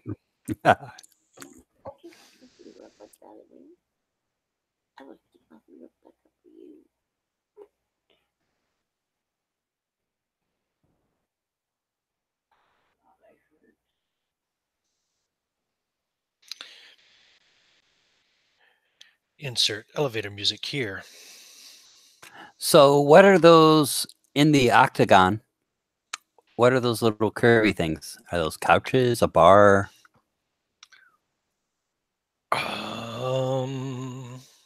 Control panel? They're definitely not a bar in the science lab. Oh, science lab. Okay. You're looking for a bar?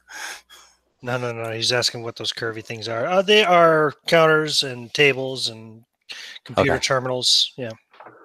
All right. So there's the least amount of areas to check over there. We should check there first, secure that area so we know it's at our back. To the left? Yeah. Yeah. Okay. So when you come in through the entrance and you're looking, excuse me a second. Okay. And you're looking left. So obviously there's the ladder right in front of you, which leads up to the other 2 decks. So turning left, facing the airlock door, which leads to the science lab, because there's airlock doors to most of the main rooms. Just in case of hull breach and stuff like that for security purposes. However, the 2 doors that would be to your left and right as you're facing the science lab door are not airlocked. The one on the right, should lead to a life support section. There's life support sections, I think, at least on 2 decks, if not all 3 decks.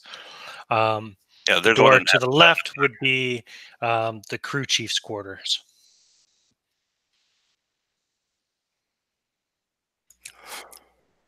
Check there first. Where do you want to go? All right, Boomer or Chad, can you check the life support system, see if it's compromised? And point at the door. Sure, Captain. And I'll head towards the crew chief quarter. Okay. So you guys open the door to the life support and go in, and you will find that it is indeed damaged. It looks to be actually acid scarred. And as you're kind of checking that, as you're looking at this, where is the thing I'm looking for here? Yeah, as you're kind of examining the scarring on this life support, it's a big tube-like thing that helps to create oxygen to be distributed around the ship, etc. You hear what sounds like a skittering within the walls. Quickly, almost as if it's going up, and then it's gone. Did you hear that? There. I did report what we found. Did it scare you? Yeah, I would Okay, say it would scare my character. Make a fear check. Okay. Fail. Hey, I succeeded. Ha, ha, ha, ha, ha. Tony, you gain 1 stress. All right. Does the acid look like it is like from some type of weapon that did it, or some other type of Well, you're not really sure. There's no acid remaining. It's just acid scarred. okay. But you're not aware of any weapons. I don't recall seeing any acid throwing weapons that were used.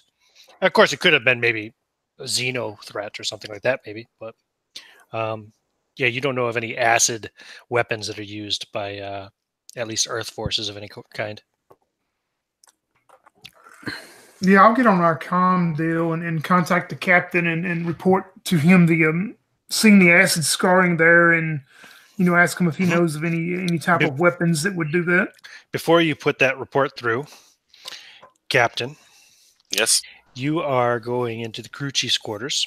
Right. At the same time as they're going into the life support. Also, where is Riggs? Is Riggs with you, or is he just standing in the hallway? Riggs will probably want to look at the chemicals on the ship to determine if he needs to, what he can use as homemade explosives. In the lab area there? Yeah. All right, that's cool. So you're going to secure the lab. Awesome. Yeah, so you have to open the airlock. That'll take a minute. So Captain, as you go into the crew chief's quarters, you see the crew chief sitting on his bed, keeled over to the side. He is dead. A dirty shirt is tossed over the mirror here in his cabin. His locker is open. And yeah, he's just he's been dead probably for maybe a couple of weeks, you would guess, by the decomposition. He's pretty ripe, pretty rank. Glad I have my vac suit on now. Mm-hmm. All right. That probably wouldn't frighten you per se, though. No. You're expecting to find dead people, and you're a Marine, so. Move over to him and push him over to see if I can't see As you do, you hear a banging from inside the vent to your right. Oh, shit. Train my gun on it. And stand still and wait and see what happens. And then I'll thumb the comm, or I'll chin the comm button and say, I found one dead body banging in the vent. Do not believe we are alone, gentlemen. And that's about the same time as Chad will come over the comms to report his findings in life support.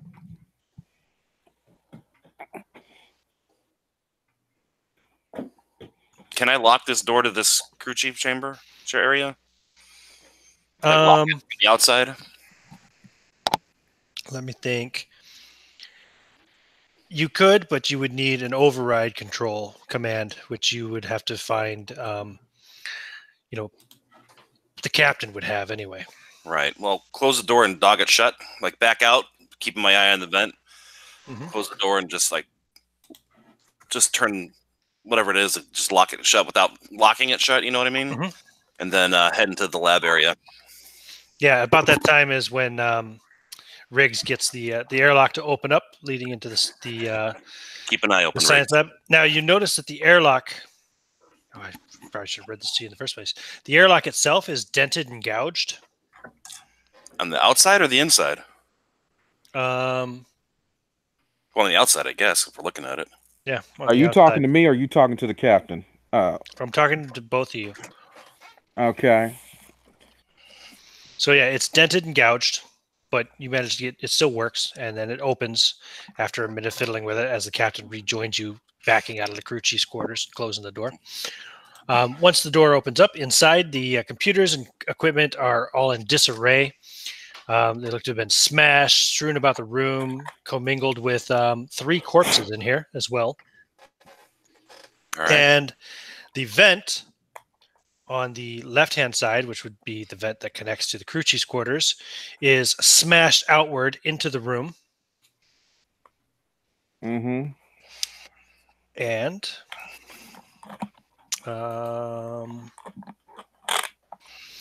just as you're kind of looking and observing, taking in this whole room, you hear a thumping sound in the ceiling that grows fainter as time passes until it's gone.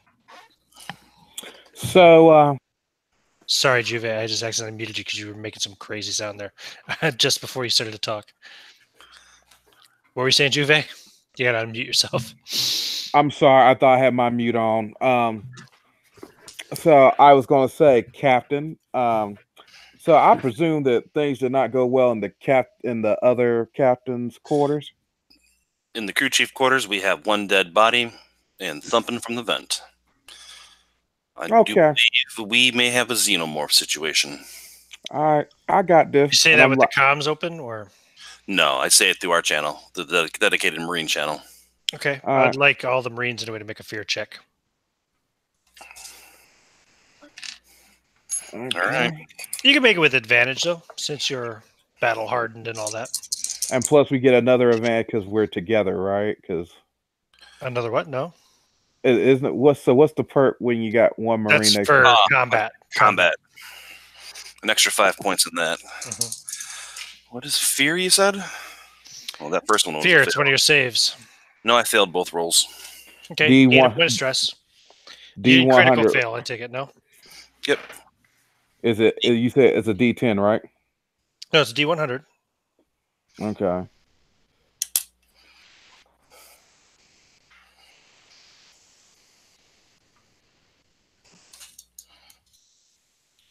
What'd you roll? I'm trying. Percentiles, you know. Yes, percentiles. I know. Man, you gotta get some real dice, Juve.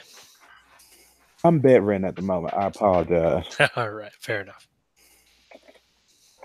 Indeed. I need new dice. Mine are they hate me. I've had too much. I've had them too long. Okay, I failed. I rolled an actual 100. No, that's a critical success. 00. Oh. Because it's a 0, not a 100. It goes from 0 to 99 on the percentile system for this game. That's a critical success. Oh, really? That's cool. So you actually lose a point of stress. So you feel calm. What's your stress at currently? My stress is at 3. Okay, put it back down to 2. He feels calm because he knows he's going to get to blow something up. I look at him. You know what time it is. Yeah, he says we have potential xenomorph situation. You're like, all right. Time for me to earn my title. Is ticky ticky boom boom. Safety's off. You have. I say, Chad, we should probably get whatever energy signal out of the cargo hold, jettison that, and maybe even jettison all whatever life support we have in here. Shut the life support down. Where do we need to be to do that? Yeah, and why do you want to jettison the life support? Because whatever xenomorph stuff is here, we're all in spacesuits. It may not be able to survive, yeah. And then I look around in the lab. Can you tell me what chemicals I have found that I can start making self-shift, making up bombs as I need to, using my explosive skill?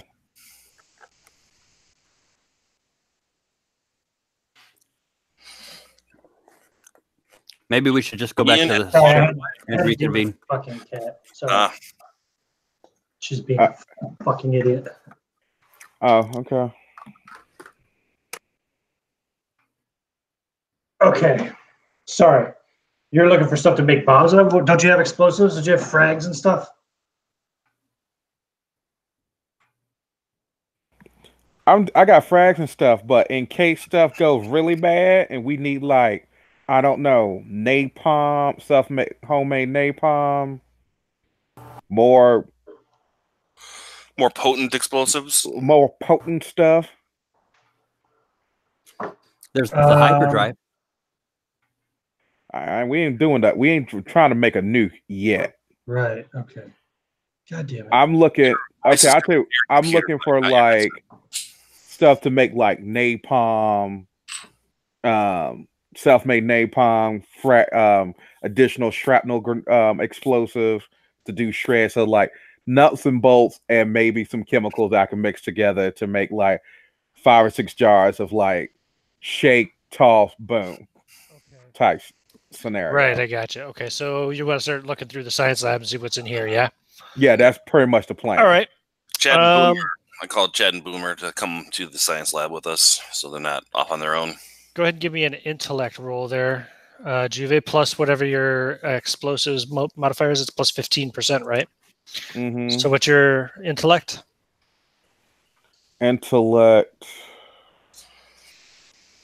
This character. Come on, character sheet work with me. We'll roll a percentile anyway. Yeah, right. I just need to get what the base is. Yeah. Depending on what you roll, it might not matter. It is 30. Okay, so you're roll percentile for me. All right.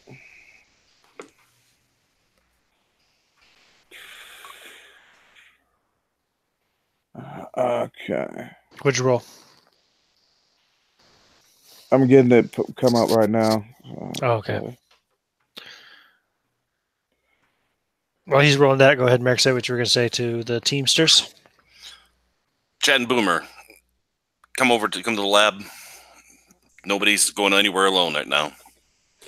Doesn't this qualify as possible infection to our own ship? Shouldn't we be headed back and disconnecting?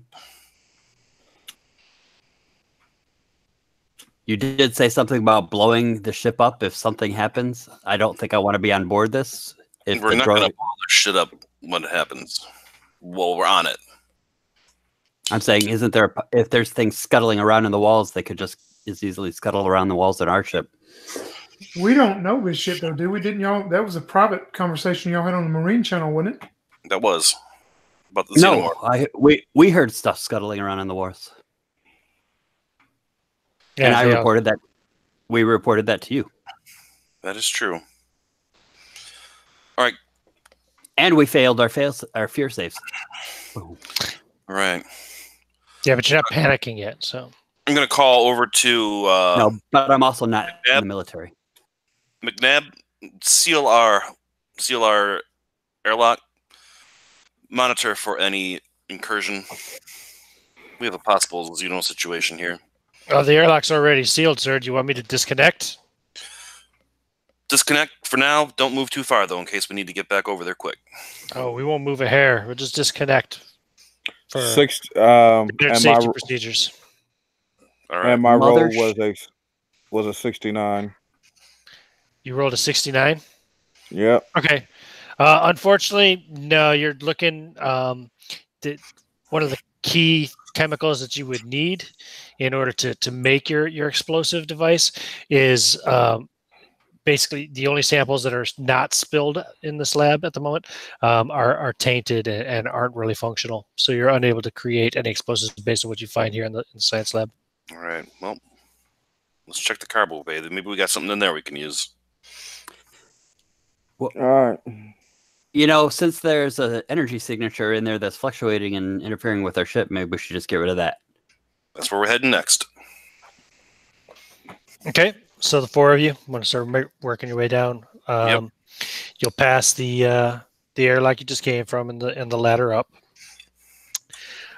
So okay, yeah, there's an airlock right there that leads right into. Yeah, the cargo hold has multiple airlocks.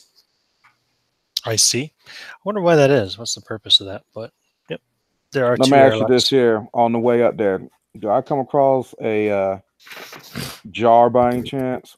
Sure. I'll pick up whatever nuts and bolts I see around and throw it in the jar. Okay. Yeah, some of the broken bits from broken equipment within the science lab. No problem. That's correct. And cool. Pick up a roll of duct tape on my way out. All right. And you guys walk over to, I assume you're looking at that first airlock that leads right into the cargo bay, or do you want to go around the side past the cryo chamber area to the other airlock? Closest one. Closest one. Right? Is that both? Are they both shown on the map you guys have? Yes. Yeah, So they there's- are. Cool. right. I still don't really know what the purpose is of that, but okay. So the closest one, yep, So- sure. Go up. You're gonna open that what you call it? The airlock. Yep. That's the word. I will ready my weapon to sweep the area. Sure. Let's see. Tony, roll a d10 Yes, for sir. me. All right. A 4. A 4. Excellent. Philip, roll a d10 for me. 2. Okay. Oh wait, sorry. That's a 4 as well. What do you mean? Was not a 2. I saw it wrong. It's a 4. Oh, okay. Blind bastard. Cool.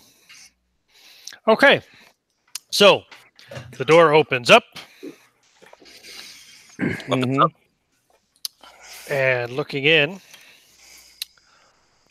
you see cargo hold. Here we go. So again, everything here is on emergency light since it's on low power mode, but you can basically tell that the cargo hold here is well provisioned for archaeological digs. You see skeleton walkers. And let me double check something here. Yeah, you see skeleton walkers there, one of which has an attached laser cutter. When I say skeleton walkers, you know what I mean? They're like the big. Do you remember Alien? The big I got it. suit thing they have for lifting and all that. Yeah. There's also an earth mover. You know, the drivable vehicle. There's some cranes. You see some conventional tools like picks and shovels, and a variety of gear for managing terrain, like parkas, vac suits, mag boots, etc. And some rations. There's some vacuum packed rations in here as well. Obviously, there's a distinct lack of weapons because this is a research vessel. Mm-hmm.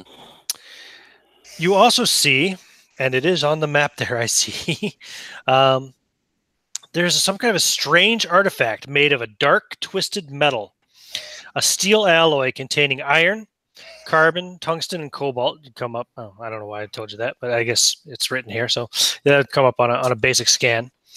It is a grotesque statue of excessively jointed, twisted limbs entwined with screaming faces adorned with too many eyes. It's about 3 feet wide by 5 feet high and 2 feet thick. There are broken pieces of a cargo crate surrounding this horrible effigy. These pieces are scattered outward as if they had a force had blown the crate apart from the inside. And there are 6 dead crew members kneeling around the relic with their hands or foreheads touching it.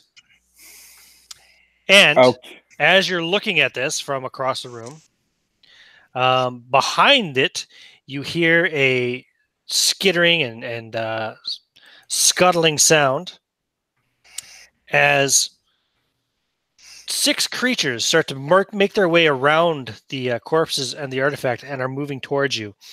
These creatures are tentacled and armored, about a foot long, and they scurry around using a long prehensile proboscis. They have black spines that undulate in ridges down their backs. They look kind of bug-like. And yeah, they're coming right for you. Open fire. Now, combat. Let me double check. I think I want to double check the initiative system because I forgot how the fucking initiative works right away. Okay. So first thing is check for surprise. I need you all to roll fear saves. Never fail. I failed. D100, correct? Mm-hmm. Yep. Percentile. Correct. Failed. I rolled on a D100 32 natural roll, and then there's a bonus, right, for combat? No. This is a fear save. Fear save. So what's your fear save? It's in your class section there in the upper right. 30. Your fear save is 30? Yep. Okay, so you failed And as I well. roll. Okay. Did anybody pass? You all failed? I think we all failed. I haven't heard anything from Tony, but okay. Oh, I'm sorry. Yeah, I failed. You failed as well? Okay, cool.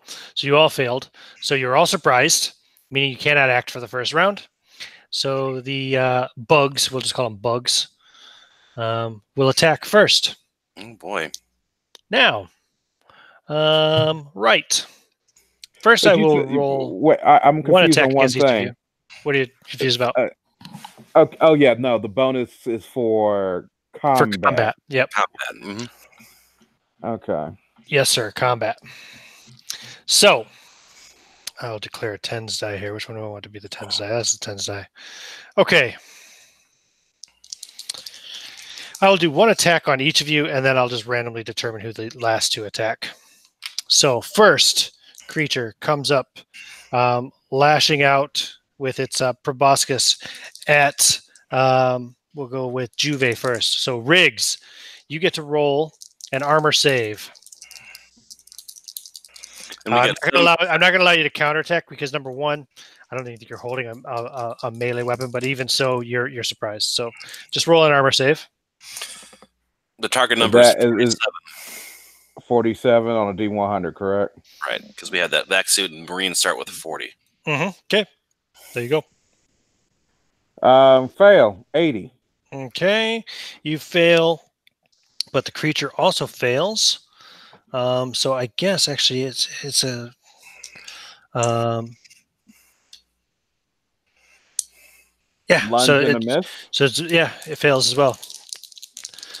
I'll actually roll them first, and then I'll tell you whether or not you need to fail. I guess that makes more sense for speeding up purposes. So the second one attacks the captain. Captain, roll your armor save. I failed.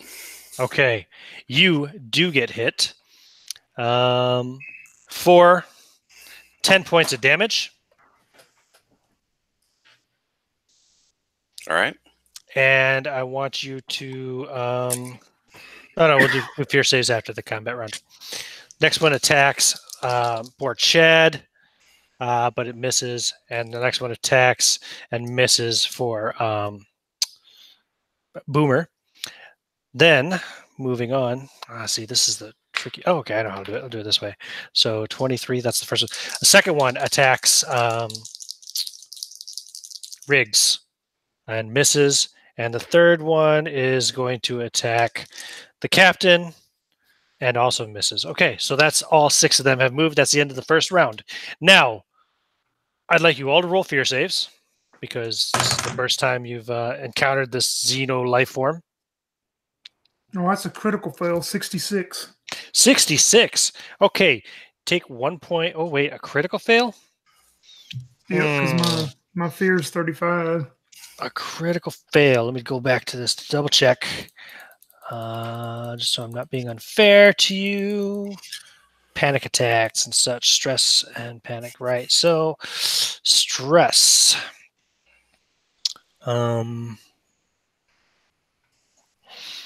Okay, so you're going to gain 1 more point of stress. Okay. And you need to make a stress test for panic. So that's going to be roll 2d10. And tell me what you rolled. Just total, like add it up. 8 and a 4, so 12. 12. And what's your current stress at? Stress is 5. Okay, you don't panic, and you actually get to relieve 1 point of stress. Okay. Okay, good thing. How did everybody else do on their panic or their fear checks? I fear rolled saves? surprised enough, I rolled a 10. Okay, you don't suffer any extra stress. You're not afraid. I rolled an 87. An 87. Okay, you add 1 point of stress. And Philip, how did you do? I failed. You failed, but not a critical fail, no? Right. Okay, so 1 point of stress for you too. Add on 1 more point of stress. So critical And fail now- is if you fail your roll and roll doubles. Correct. Okay. Doubles or crits. So, Okay.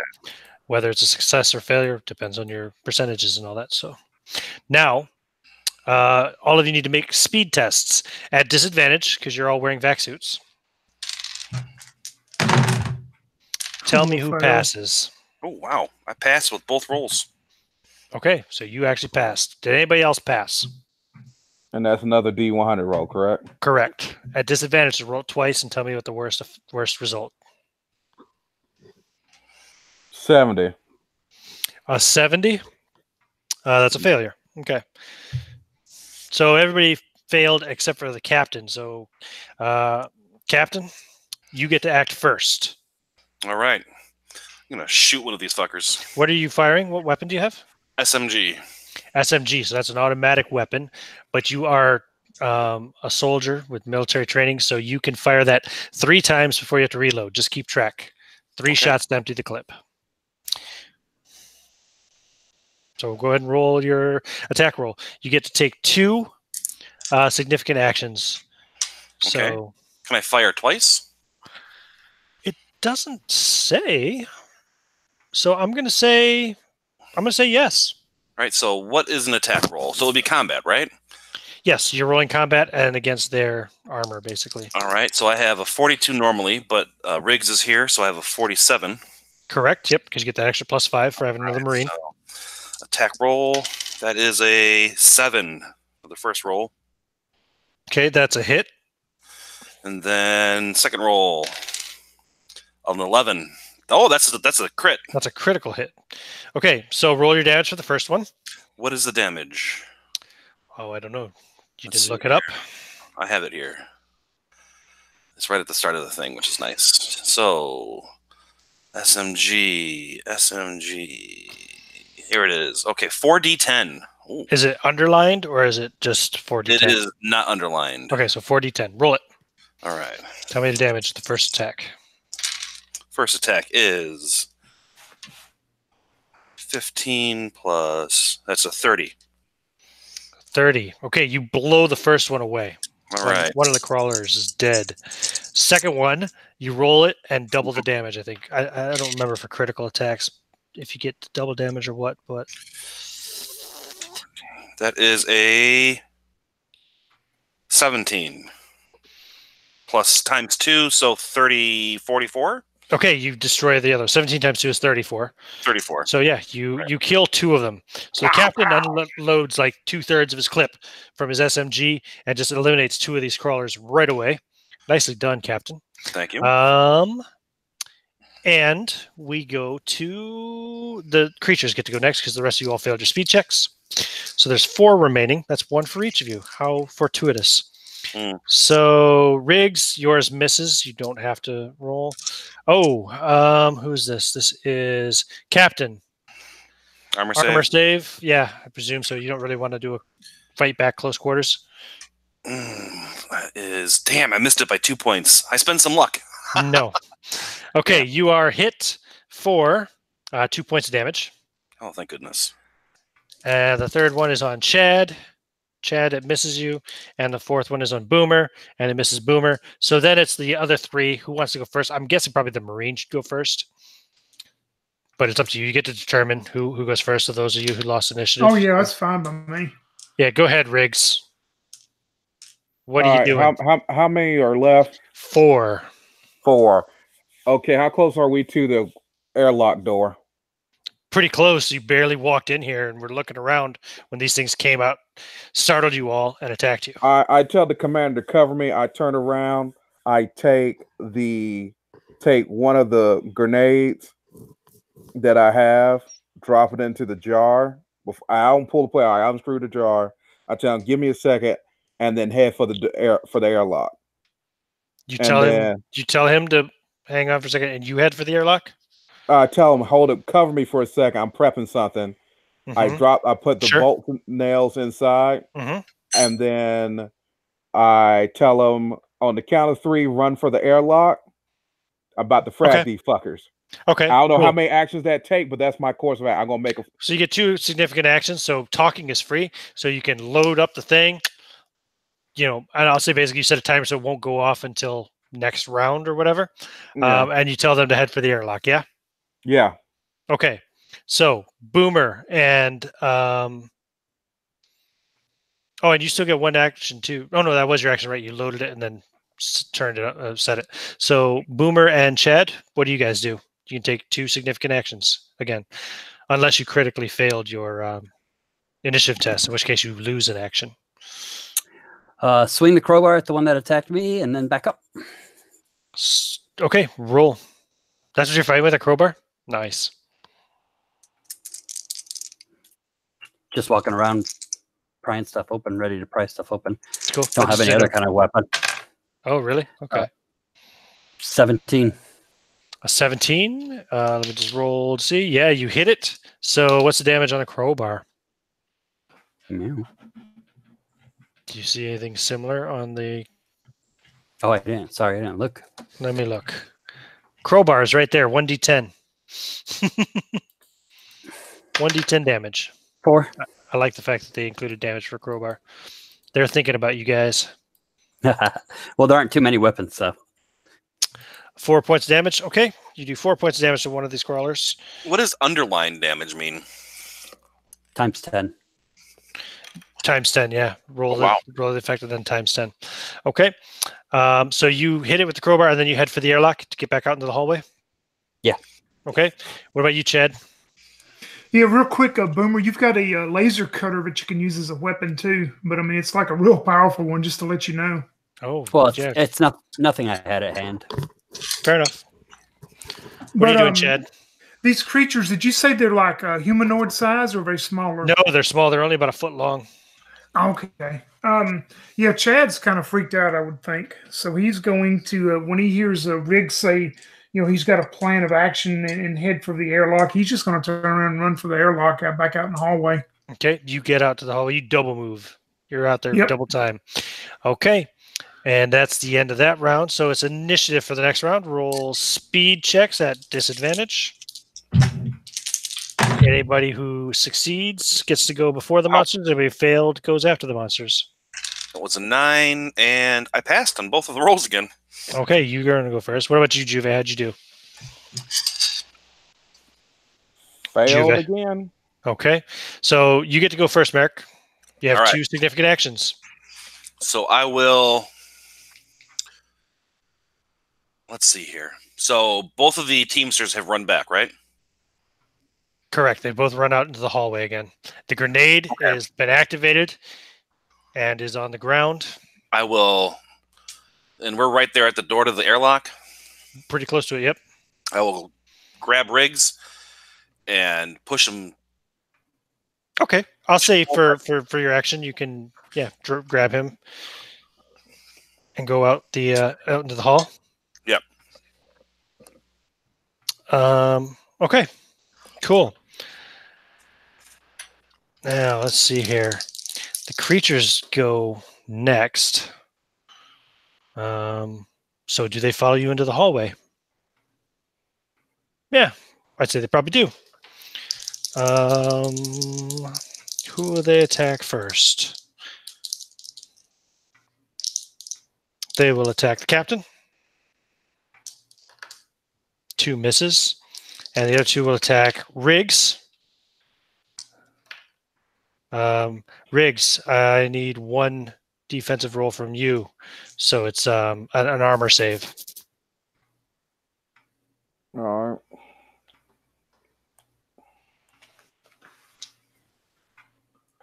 Target is 47. Yeah, no. My computer locked up again.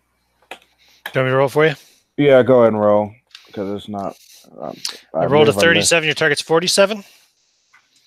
So you succeeded with a 37. You succeeded with a 14. Your roll is higher, so you succeed. You don't take damage from that attack. And then, boom! What's the damage on a grenade? It's grenade in a jar full of bolts and nails. I know, but I want to know what the grenade damage is first. 1d10 underline. 1d10 times 100. So I'm going to say with the bolts and all that stuff added, I'm just going to do maximum damage. 100 points of damage. Boom! That kills the rest of the bugs.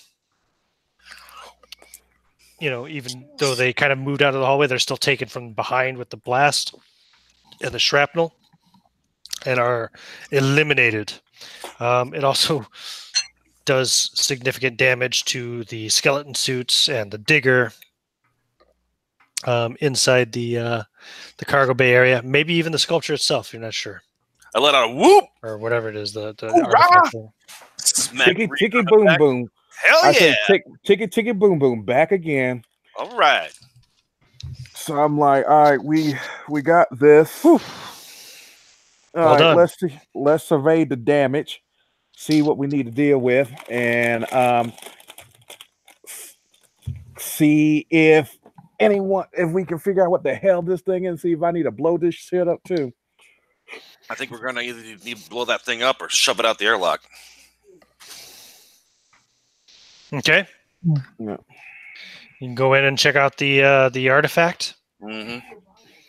Yeah, so some kind of weird statue, like I said. The bodies that were kind of kneeling around it, Yeah. like 3 of them are like kind of severely damaged, of course, from the grenade explosion. The other 3 are still in place. They're kind of kneeling and touching it and stuff. Yeah, like I said, it's dark, twisted metal. Excessively jointed, twisted limbs entwined with screaming faces adorned with too many eyes. 3 feet wide, 5 feet high, 2 feet thick, with the broken bits of cargo crate around it as well. But yeah, that's it. Just seems to be some kind of statue, as far as you can tell. Is this where we're getting our energy readings from? Can I scan it?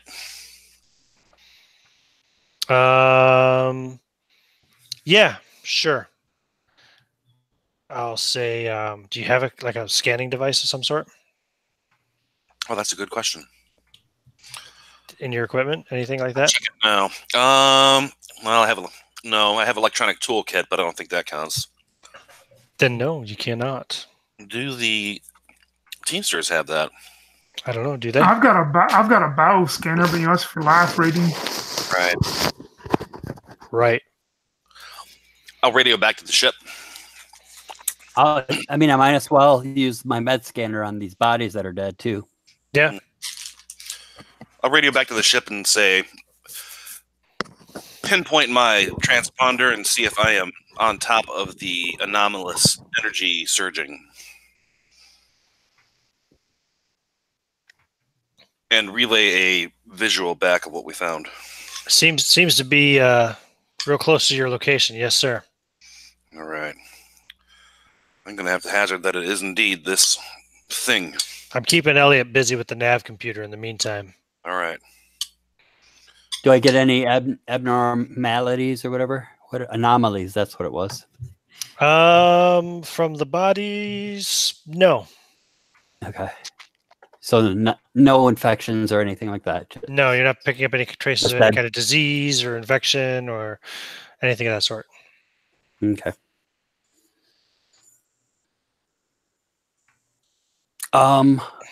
So are we jettisoning the life support so that we could have safe passage towards any hyperdrive?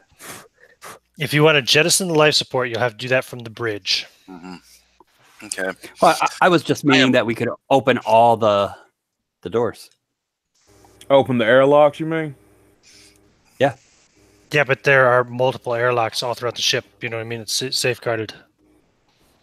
So if you open the external airlock, that's just going to vent out that hallway. Yeah. Okay. You can also open the airlock to the cargo hold and the airlock to the science lab, but you're going to have to open each airlock individually. Yep. Does that make sense? Yeah. It does. I know it kind of sucks for what you're going for. Right. But, well, no, that's what I was going for. But right. Do we? Okay. So with this weird sculpture thing, can we just put a metal rope around, like a piece of heavy duty cable, drag it to the end of the cargo hold, activate the sequence, and just jettison the statue off of the ship itself, and then see what happens then? Yeah, I don't. Possibility you could use some of the equipment in here to move it. Yeah, I'll track the equipment to see if any of them are operational. How big is the statue? Is it taller than 6 foot? Nope, it's 5 foot tall. 5 foot tall. 5 foot high, 3 feet wide, 2 feet thick. It's made of metal. It's pretty heavy. With 4 men dragging it, we should be able to drag, because I don't want to touch the thing. Well, you could. What do you want to do? Drag it over and just toss out the airlock? Ideally, drag it towards the airlock. Who took damage? I took damage. Anybody else take damage last in that fight? I didn't take any. Okay. No. The captain's vac suit is compromised. He does not have a seal anymore. Well, shit. You probably got that decompression alarm. Actually, I forgot about that when the creature attacked you. Okay. So how much time does it? Is there another vac suit in the cargo Use hold? the duct. Use the duct tape here. Let me borrow that.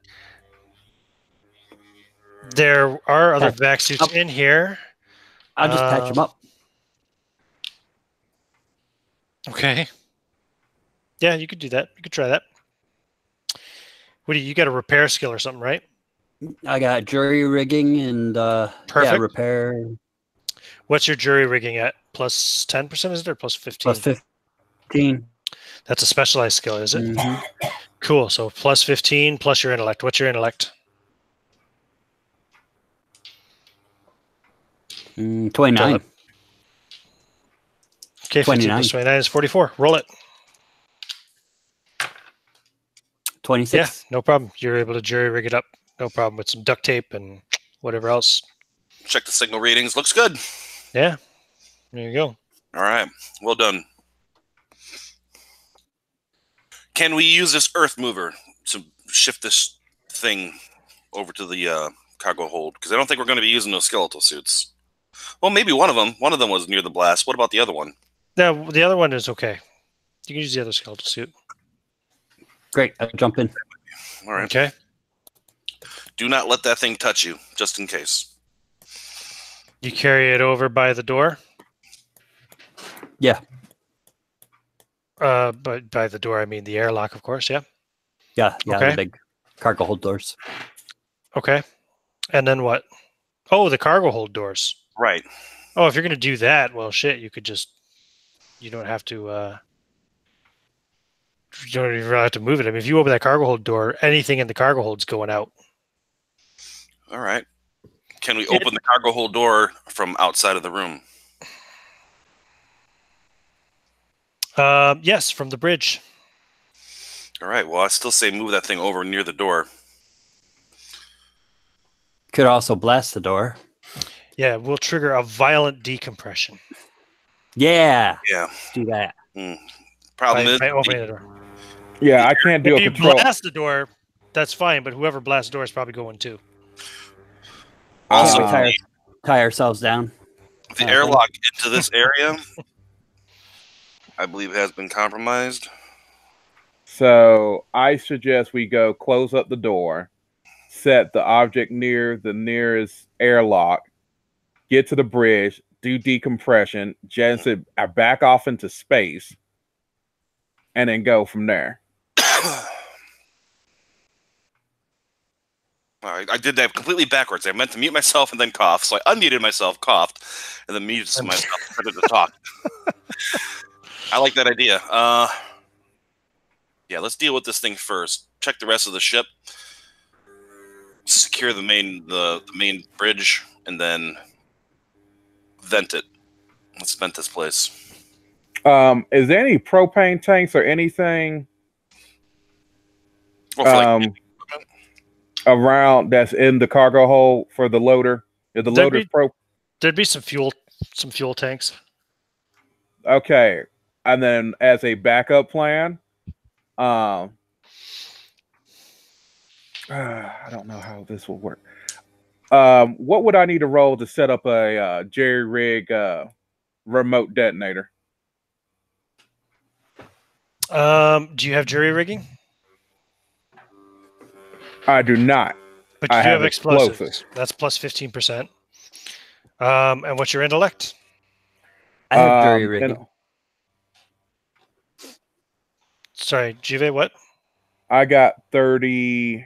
Hold on. Intellect is 30. Okay, roll it. You got a 45% chance. In All fact, right. if he's going to help you with his jury rigging, so I'll give you advantage. You have a 45% chance. Roll twice and take the lowest roll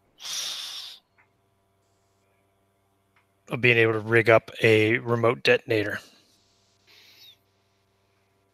All right, failed Seem on fair? both. Yeah, I got you failed them both? 99 on one and a 61 on the other.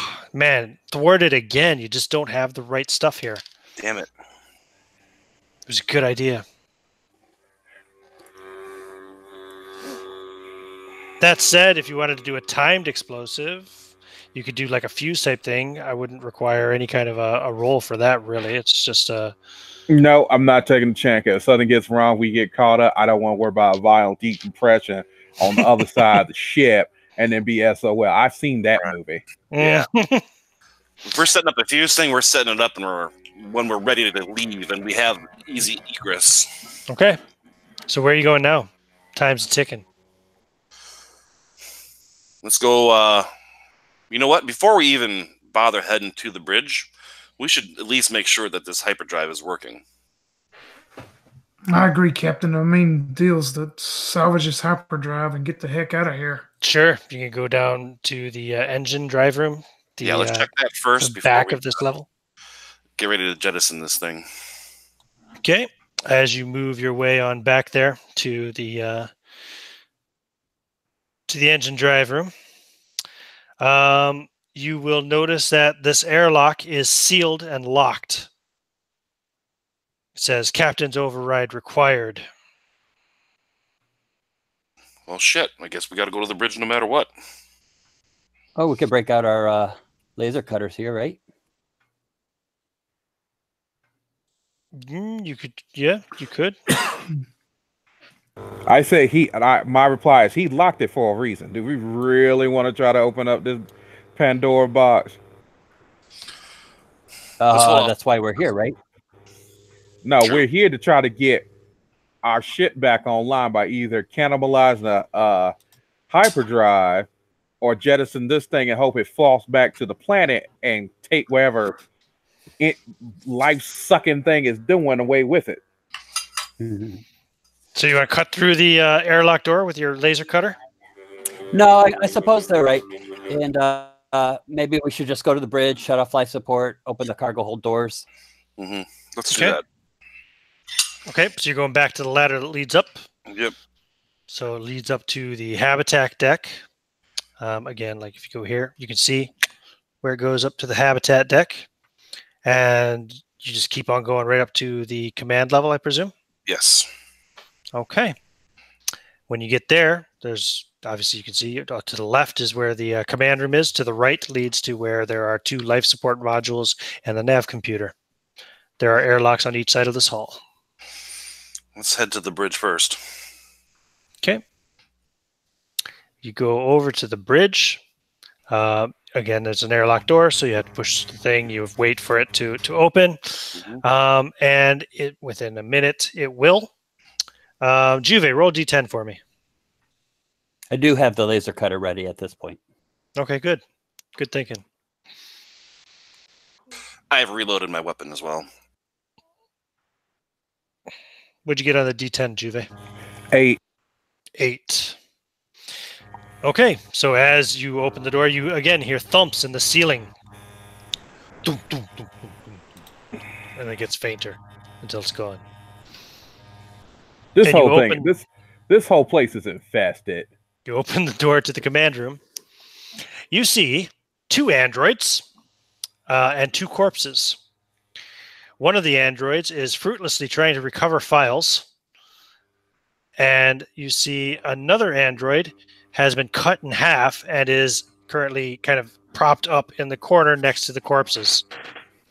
And he looks at you and looks over at the other android and says, Pander, we have company.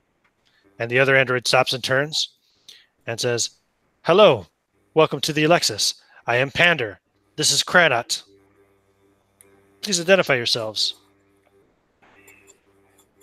Name out Sergeant Riggs.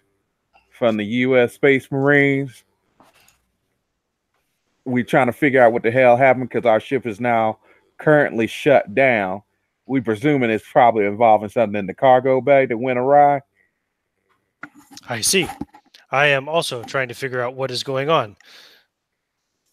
What was the last thing happened before y'all lost power? I have no memory of anything before. How long would you say you guys have been on the ship at this point? A half an hour. Yeah. I have no memory of anything beyond the last 32 minutes. I looked at Cat. You know what I think we should do? I think I do. I say we get the hell off this ship. We back our ship away from it. Turn all our weapons on this bitch and blow the hell. Everybody's dead. And I'm willing to bet we blow this thing up from Kingdom Come. Every ship out here that was dead is going to have energy back again. Why would you want to blow up the Alexus? Well, you infested with aliens, xenomorphs, whatever the hell you want to call it. Y'all found something on that planet that y'all ain't supposed to have on this ship. And it went and killed all of y'all.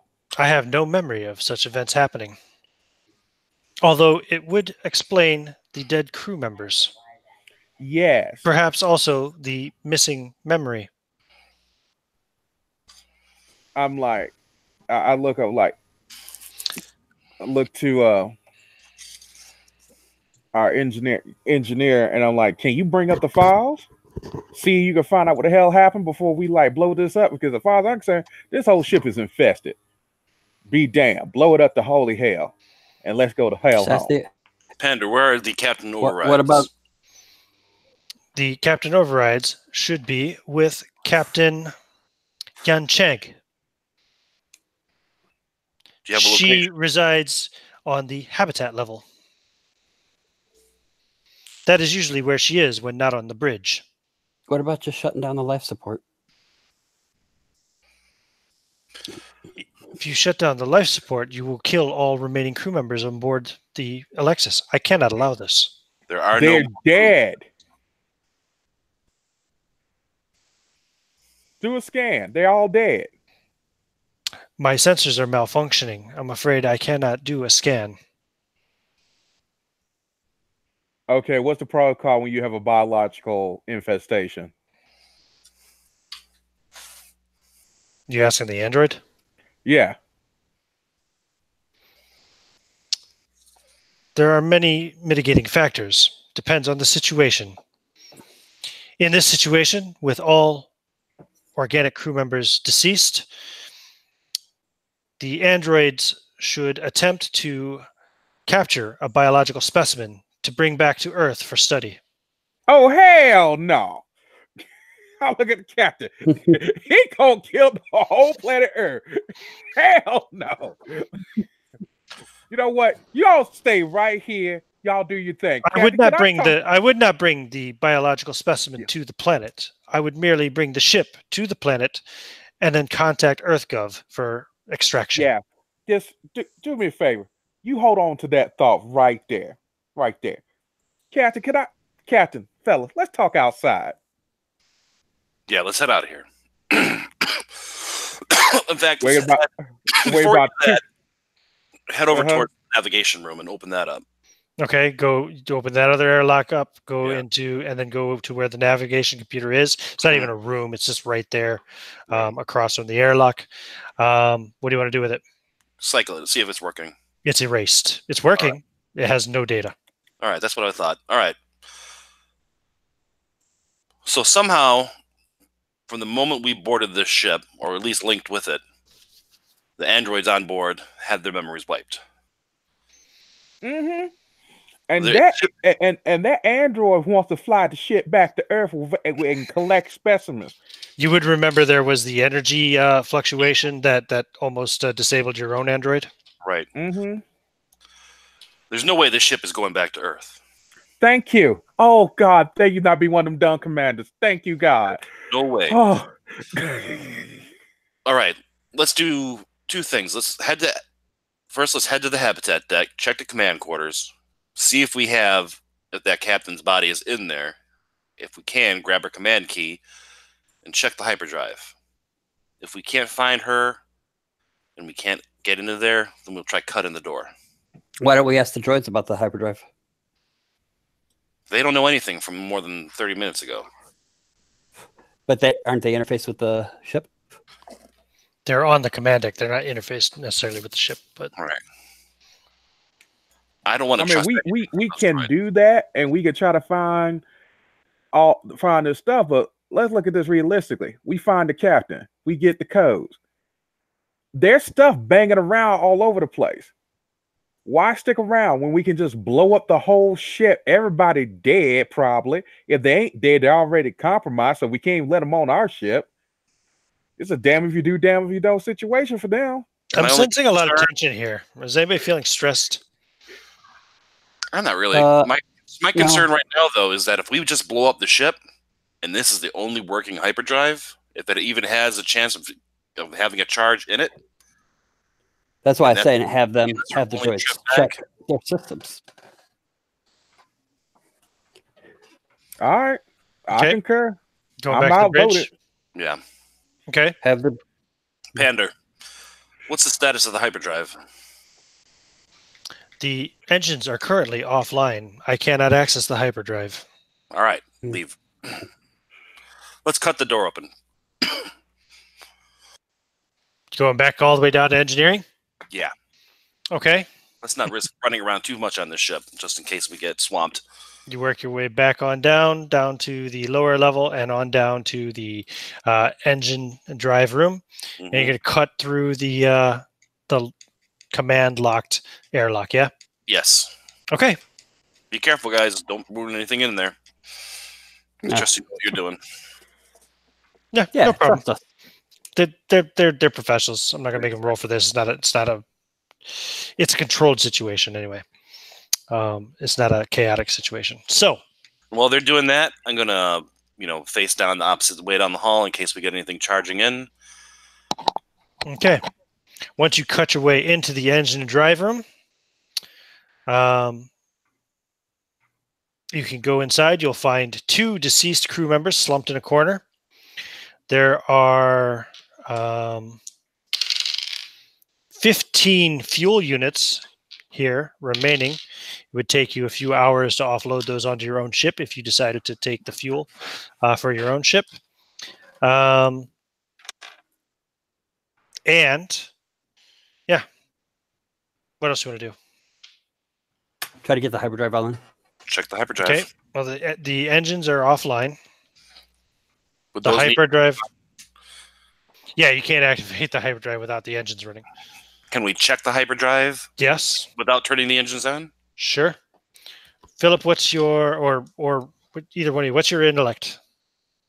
He's got the higher one. 37. 37. And relevant skill? He's got that vehicle specialization. Right. Starship. That's plus 15%, right? So that's up to 52. Yep. And you've got Boomer helping you. I'll roll for you. Don't worry. I'll roll this time. Okay. Yeah, the hyperdrive is perfectly intact.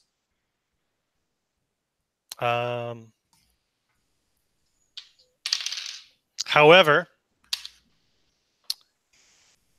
it seems the same as yours was on your ship. It also seems to have no response to any kind of stimuli. So basically, it's unusable. In theory, it seems to be in the same shape as yours. Yeah. Yeah, but that statue could be behind all of it. Right. Potentially. Okay. As you say, as you're doing this with the hyperdrive, all the lights flicker, even the emergency lights flicker. And coming out of you're looking down the hall, so you would see this mare coming down the hall from the direction of the cargo bay. Mm-hmm. You would see these black tendrils, almost like hair floating in water. And they slip right on by you. Some of them go right through you. Gives you a little bit of a chill, but doesn't hurt you otherwise. On into the engine room and all around the ship. Shit. The corpses that are in the engine room, anybody who's in there, which I know Boomer and Chad are. What about Riggs? Where's Riggs? You need to make a roll on that because I stepped away from the computer because I was having a medical issue. Oh, okay. You're in the engine room with the 2 engineers. So the 3 of you in the engine room will notice these corpses that are like stacked up in the corner. Basically, their eyelids begin to flutter, and their eyes are moving around as if frantically searching for something, and their mouths gape open and snap shut repeatedly. Their hands and feet twitching spastically. I'm like, oh, okay. So, yeah. And you hear a horrible alien roar coming from, sounds like the cargo bay. Oh, hell no. Do we have comms within ourselves between like the crew members?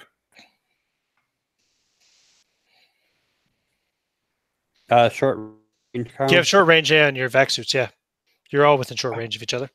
I'm like, I think it's time to go, sir. I think we have a problem. Yeah, this plan that we were going to do, I don't think it's going to work out well. I need everybody to make a fear save as they hear that horrific scream. Fail. That'd be another fail. Anybody pass? No? Nope. 34. Captain, you gain 4 stress. Riggs, you gain 3 stress. Chad, you only gain 1 stress. Okay. And Boomer, you gain 5 stress. So I'm from 2 to what now? You said I gained 3? Yeah, okay, then you're at 5. I'm at 9.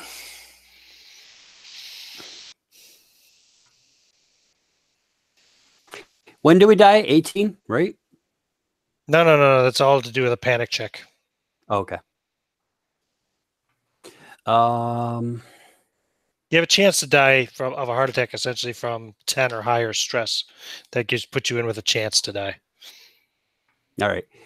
So, yeah, my current plan is to go into the cargo hold doors, cargo hold again, hook up some rope, wrap it around my waist, get the ground mover, break those doors down. Okay, so you're heading towards the cargo hold? Yeah, but I'm going to laser those guys before I go there. Okay. Yeah, you can just completely dismember them. That's where we heard the loud noise over was from the cargo hold? Correct. Yeah, Chad's not going back down there. Okay. He's What about you, Captain, and Riggs? What are you guys doing? First of all, Boomer goes over and starts dismembering the corpses in the engine room with his laser cutter. Cuts off their arms, legs, heads. Oh, shit. Give the order to evac now. Get the hell out of here and call the ship. Get us out of here. Who's leading the way? I'll go first. McNabb will come over and now it's real crackly, the connection, you notice, which it wasn't before. He says, "What's going on over there, Captain? We read another energy spike coming from the cargo hold. Get us out of here." Okay, we'll reestablish the link. 5 minutes. 5 minutes? Shit. Mm-hmm. Everybody to the airlock. So who's leading the way? Who's going down the hallway first? No, I'm still going to the cargo hold. You're going first, so he's already going past you. So as you get to the door smashes open, the airlock smashes outwards, and you see a tall, emaciated, leathery, bipedal creature with spines, similar to what the small crawlers had, but these are much larger. How are they described? The black spines right down its back. And this thing is bipedal, of course, not like the crawlers. Otherwise, it's very similar to them. It also has a big proboscis on the front of it as well. And it has big, huge nasty looking, taloned like hands. Yeah. So I'd like everybody to make a fear save first. Is that just the ones that went to the cargo hold, or all of us? This is anybody who is at least looking down the hall and can see. Yeah. If you're still in the engine room, critical then failure. you don't have to roll it. Critical failure, sir. Critical rolled failure. 77 also. Critical failure. Wow. Just two normal. critical failures. And Okay. what am I rolling now? Another D100 for fear? Mm-hmm. Yep. 56. That's a fail, right? Yep. Okay. Yeah. So- Mothership. Critical fail, but it's a So, fail. Captain, you gain 4 more stress. Boomer, you gain 2. 9 for Riggs, and 3 for Chad. Stress. Just add it to whatever stress you already had. Now, And what total do we need to advise you of when we get to? don't worry, you don't have to. It's only when there's a Okay. panic check. It'll all work out. Don't worry. Okay, I got you. So I get 9. Don't worry, it'll all work out. He says. Okay, so Yeah, not. into whatever you already had. Would you have 5? Yeah. Yeah, I'm You're at 8 14 now. now. Panicking. Oh shit. Okay. So Merrick, roll 2d10. This is your stress check to see if you actually panic. As you feel the panic creeping up, as you see this huge thing standing like feet away from Boomer in So I front add of you. them up, right? Is it Yep. 0 to 2d10. 1 to 10? Is that how it counts? 2d10 is 2 to 20. So I rolled a 19. 19. That's over your current stress, right? What's your current stress? My current stress is 12. Okay, so you don't panic, and you get to remove 1 point of stress. So you manage to conquer your fear. So it needs to be roll under or above. It all depends on situations here. Boomer, roll your stress check. 2d10, please. No, but you didn't add any stress to me. I did. Oh, how much? I think it was only 2 for you. Okay. I'm at 13. 13? Okay, roll 2d10. What'd you roll? 11. What's your stress at? 13. Okay, so you do panic. So now I can roll re-roll. another. No. Oh, you can because you're a Teamster. Right. Roll. Mass fail. Yeah, 17. Okay, then you don't panic, and you can reduce 1 point of stress. So you only can do that once per session, I think, right? But there you go. Yep, that's Good it. job. Well done. Use those Teamster abilities. Okay, so you managed to not panic either, but you are still standing face to face with this creature. Now I'd like Yeah. everybody to roll speed checks, please. All right. Oh, I had 25. a critical pass, 22. Disadvantage still, right? Oh, Disadvantage, yeah, because you're in Oh, back suit. damn. 93. Okay, fine. Passed the first one, failed the other one. Okay, so 35. it's fail. And I also Pass. forgot, I don't I need like another this. fear save as well. Another one? Yeah, this isn't for stress. This is for surprise. Fail. So D100. Hell. Yeah, percentile, Juve. Fear save. Okay, 59. Okay. Okay. This is Did not- anybody pass that fear save? I rolled an 88. Okay. So the creature gets to go the first round before initiative even takes place. So I lose a action, don't I? no. Don't worry. It's surprise. You just don't get to go this first round at all. Oh, I see. Okay. So it screamed, it smashed on the door, it's now standing there in front of Boomer. It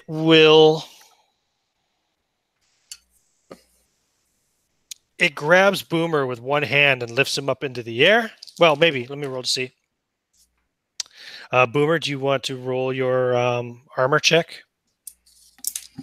Sure. 484. Nope. That's Fail. fail. Okay, so it picks him up with one claw and lifts him up into the air. And it begins to telekinetically drain you of life. So that's going to cause 3 points of damage. Also, minus 5% to strength and speed. And roll a sanity save. Nope, failed. You gain 4 stress. Okay. And then that brings us to the next round initiative. Right. So you guys already rolled your initiative. So I think everybody failed, right?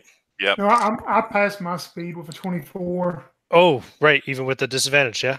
Yep, I had a Cool. 22 and a 24. Brilliant. Okay, so you get to go before the creature. What do you want to do, Chad? It's seeing this creature grab Boomer and do this. I'm heading to wherever we're supposed to exit this ship and get the heck out of here. You're running right past him? Yeah, Okay. I'm waiting for you run McNabb right to get us past hooked up. the creature towards the airlock. No problem. Yeah, he should be here in about 4.5 minutes. Should be ready. And we go to. In fact, I'll keep an initiative tracker. 4.5 minutes is what? Let's see, 4. It's 240 plus 3. 270 seconds. Okay, I can keep track of a timer. Got it. Next is the creature. So the creature will... he'll drain you again. Take another 10 points of damage. Boomer. Okay. And lose 5% more off your strength and speed. Okay. And give me another sanity check. Okay.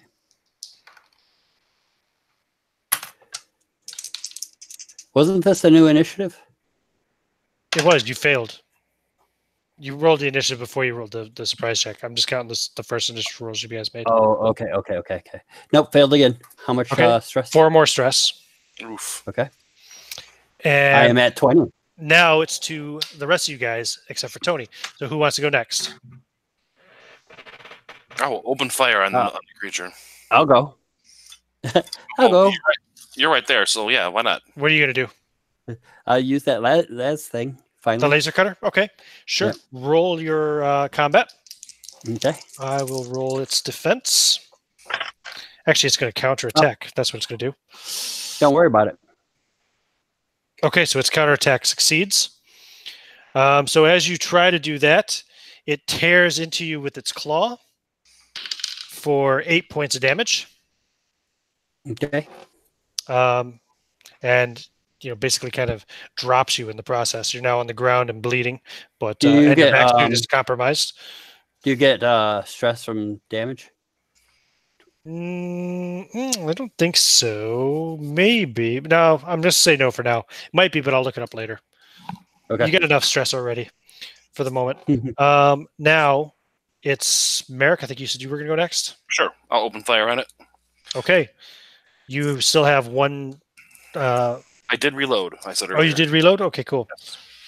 How many clips do you have? Well, let's figure. I'll probably carry like 5 clips with me. So I have 1 clip. Did it not say on your thing? No. That's a good idea. Let's check that. I thought it said in your loadout, but maybe I'm wrong. It just says SMG, frag grenade ×6, standard battle dress. I can't imagine you just walk around with 1 clip, though. Nothing about ammo clips? No, it's fine. I'll say you had 5. It's fine. So you got 4 left, including the one that's in. Right. Go for it. 4 full, 1 with 1 fire left. Yep. All right. Unloading it twice. Fire. All right. I got a +5, and what was my attack again? 40. So I got a 47 to roll. I failed his armor save that time. That was the wrong dice because they were both the same color, and I didn't know which was the 10s. All right. Let's actually use a 10 die here. Good idea. Oh, that is a hit. Okay. Second one is a 95. That's a miss. Okay. So the first one hits. Roll your damage for the first one. That's 40-10, I believe. Mm-hmm. This is the Alpha Gaunt. 10, 20, 28. 28 points of damage. Okay, cool. Yeah, you see it does some damage, but nothing too significant. He doesn't seem overly bothered. I mean, he's hurt, but he's not. Well, he's not in any way crippled. Yeah, it bleeds. Bleeds if it bleeds, we can kill it. Some shiny green blood. Some shiny green blood. And Juve, you're the only one who hasn't acted this round. Okay, is he blocking our path on the way out? No, he's See currently what- kind of standing in the doorway of the cargo hold at the moment. You can run past him if you want to, just like Chad did. Doesn't mean he won't pursue you, but you know.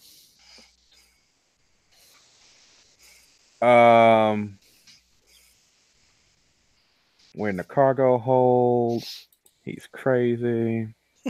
All right, so prep my next action, wrapping up the 5 grenades with duct tape. Okay. Duct taping the 5 grenades together. I'll let you do that as one significant action. Yeah. And then, like, I'm just going to blow his ass up. Give me your grenades.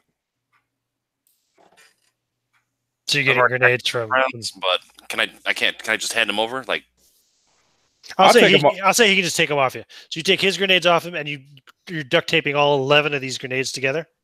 I'm duct taping them in group 1 of 6, 1 of 5. We need to get out of this room, and then we need to chuck this grenade, and let's pray we don't die in the process. Well, now it's the next round. So yeah, the next round, go ahead and roll your speed checks. I passed again. I failed again. You're good at those speed checks, Chad. 63. That's a fail. God. You're the fastest guy to wait at that door. And how did you do, Merrick? I failed. And the captain failed too. Okay, so you get to go first, Tony. You're at the door, just waiting. Here in 260 seconds. I tell you what I'm going to do if I can, because Chad is really freaked out by this thing, and I don't blame you, Chad.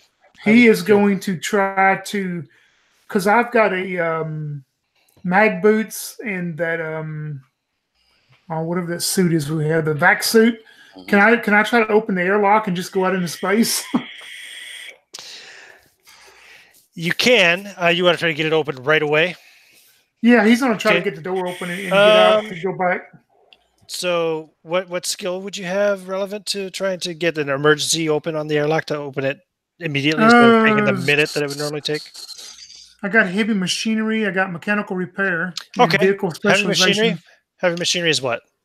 10 plus 10. Okay. Wait a minute. And your intellect is 32? 37. 37?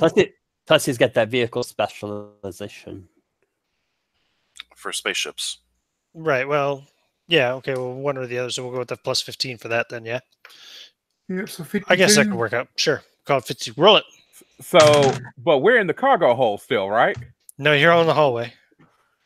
No, we'll get sucked out. He's opening the main. Yeah, you all get sucked out. I failed 94. You're trying, but it's not reacting. It's counting down now. It will open in 60 seconds. And then it's the Alphagon's turn. It screams again. That horrific scream. It needs all of you to make fear saves. Fail. Should have listened to the tech and vented all the life support on this damn thing. Nope. 95. 83. At least it didn't double fail. Nobody fumbled though, right? Nobody crit failed. Thankfully. Okay. So, but everybody failed. So, Captain, you gain 4 stress. Oh, Chad, you gain 1 stress. Okay. This is by the door. 1 stress also for you, Boomer, and 9 divided by 2s. We'll say 5 stress for Riggs. Which puts me. Okay. How much for Boomer? Sorry. Huh? Boomer? God damn it. I don't remember. I think he had one also. 1, I think. Yeah, I don't recognize my name, I think that's the problem. 14. And you say 5 more for me, right? Yes. Okay, but nobody crit failed, so there's no panic checks at the moment.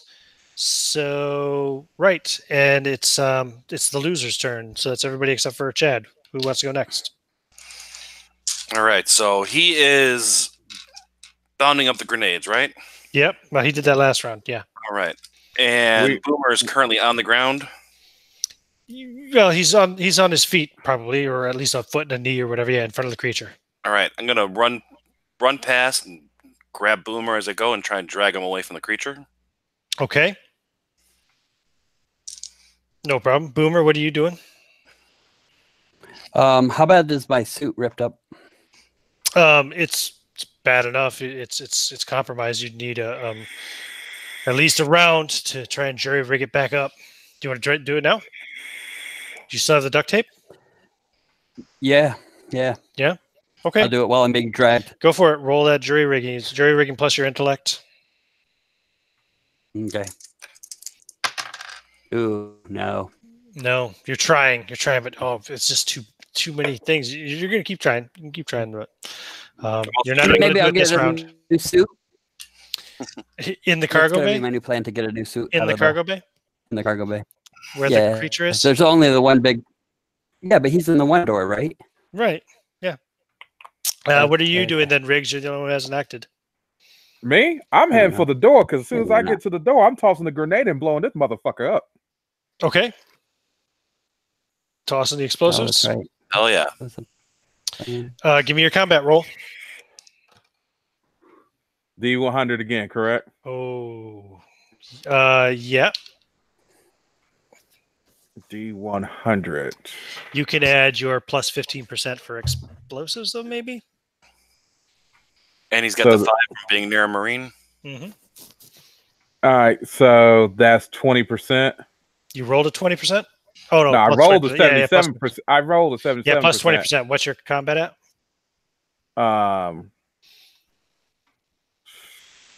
Combat should be rigs.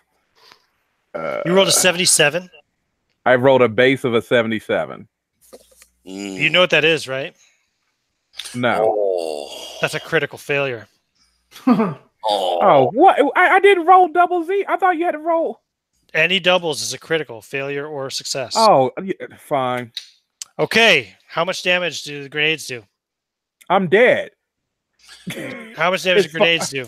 1d10 underlined. 1d10. And you had 11 of them? I had 5 on one set and 6 on another. Yeah, they're all going off. So, let me just total this all up. 11, 17, 24, 35, plus... Holy I shit. don't really need to do this, do I? Let's do it for fun. 39, 47, 56, 65, 73, 730 points of damage to all of you. I think it kills you all. All of them. It also blasts the Holy airlock shit. door away. Huge hole in the side of the ship now, right by where the airlock door used to be, to the lower deck level. The creature, the creature gets decompressed and sucked out of the ship. And of course, McNabb and Elliot are watching this as they're now frantically trying to move the ship back away as they're moving in to try and tether up. And you're all dead. Damn. Nice. Hey, if you gotta go on a blaze of glory. I think that's a good place probably to stop. Yeah, because I do not. This system is too convoluted for me. It's like every 30 seconds is another roll, and it's Mhm. All right. Well, we'll discuss it afterwards, but I'll just end the broadcast now. Thanks for playing. All right. Yep. Yeah. Boom.